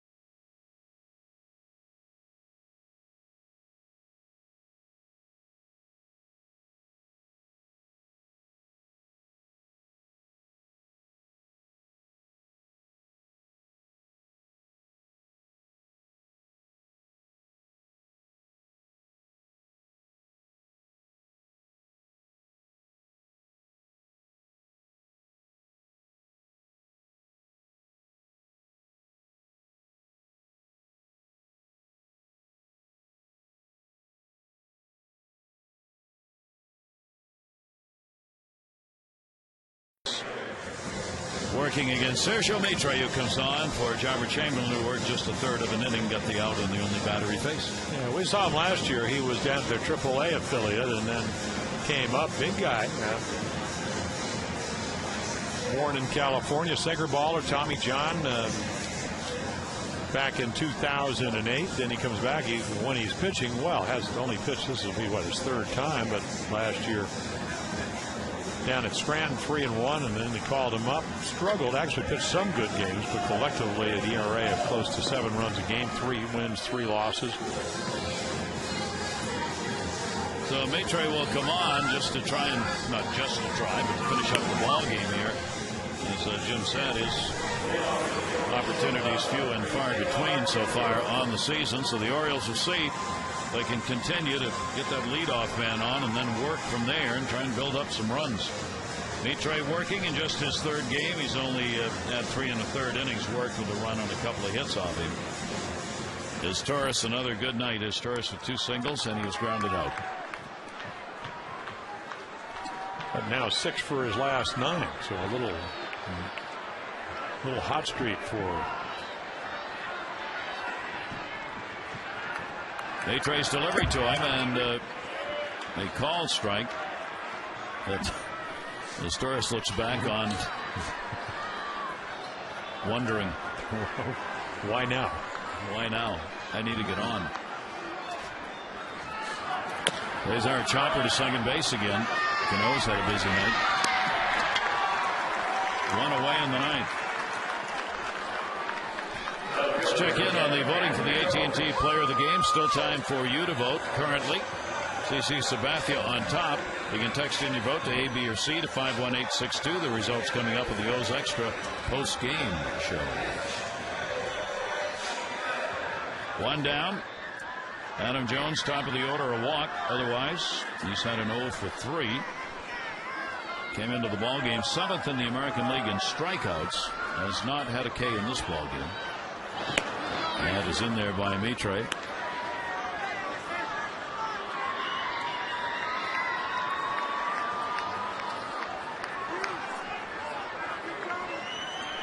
Oh, 0-1 the count on Jones, hitting at 204 and catches the inside corner with it. 17,248 the announced attendance for tonight. Game 2, 3-game set tomorrow, right back at you. 6:30 O's Extra, 7 o'clock for the game. Here's the 0-2 pitch outside with a slider, and a 1-ball, 2-strike count on Jones.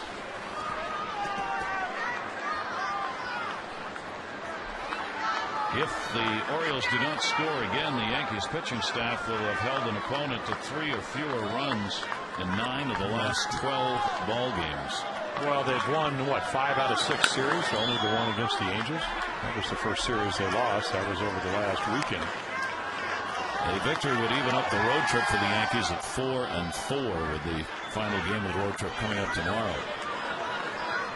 Yankees looking from behind right now on Tampa Bay. Well, they had the best home record in the American League last year, on their way to 103 wins. And that was with 57. Right behind them was the Red Sox. 1-2 to Jones, slow roller. Mitre up, takes his time, and Teixeira reaches in to get it. Yeah, throws a sinker over to first. And Tex there to bail him out. 2 down. Nick Markakis, offensive night for him. Double in the first inning. Came away with a single, then a home run in the 7th, his first of the year. So Nick, a 3-hit ball game, and is hit into a fielder's choice. Hitting at 288 now, and the home run, his 4th RBI of the year. Stands in with 2 down here in the 9th inning. Mitre's pitch is up high. Sabathia with a win, 3-1. Guthrie would take the loss, 0-3. No save currently in this ball game. And Sabathia would go 10-1 against the Orioles. Here's the 1-0 delivery to Markakis. Changeup. And a good one. Yep. Running away and down. For CC, it's a great combination. We talked about it earlier on. A lot of run support. Came in over 6.6 runs a game. That goes up a little bit. And then you certainly pitch well. You really pitch well early. So you establish a lead.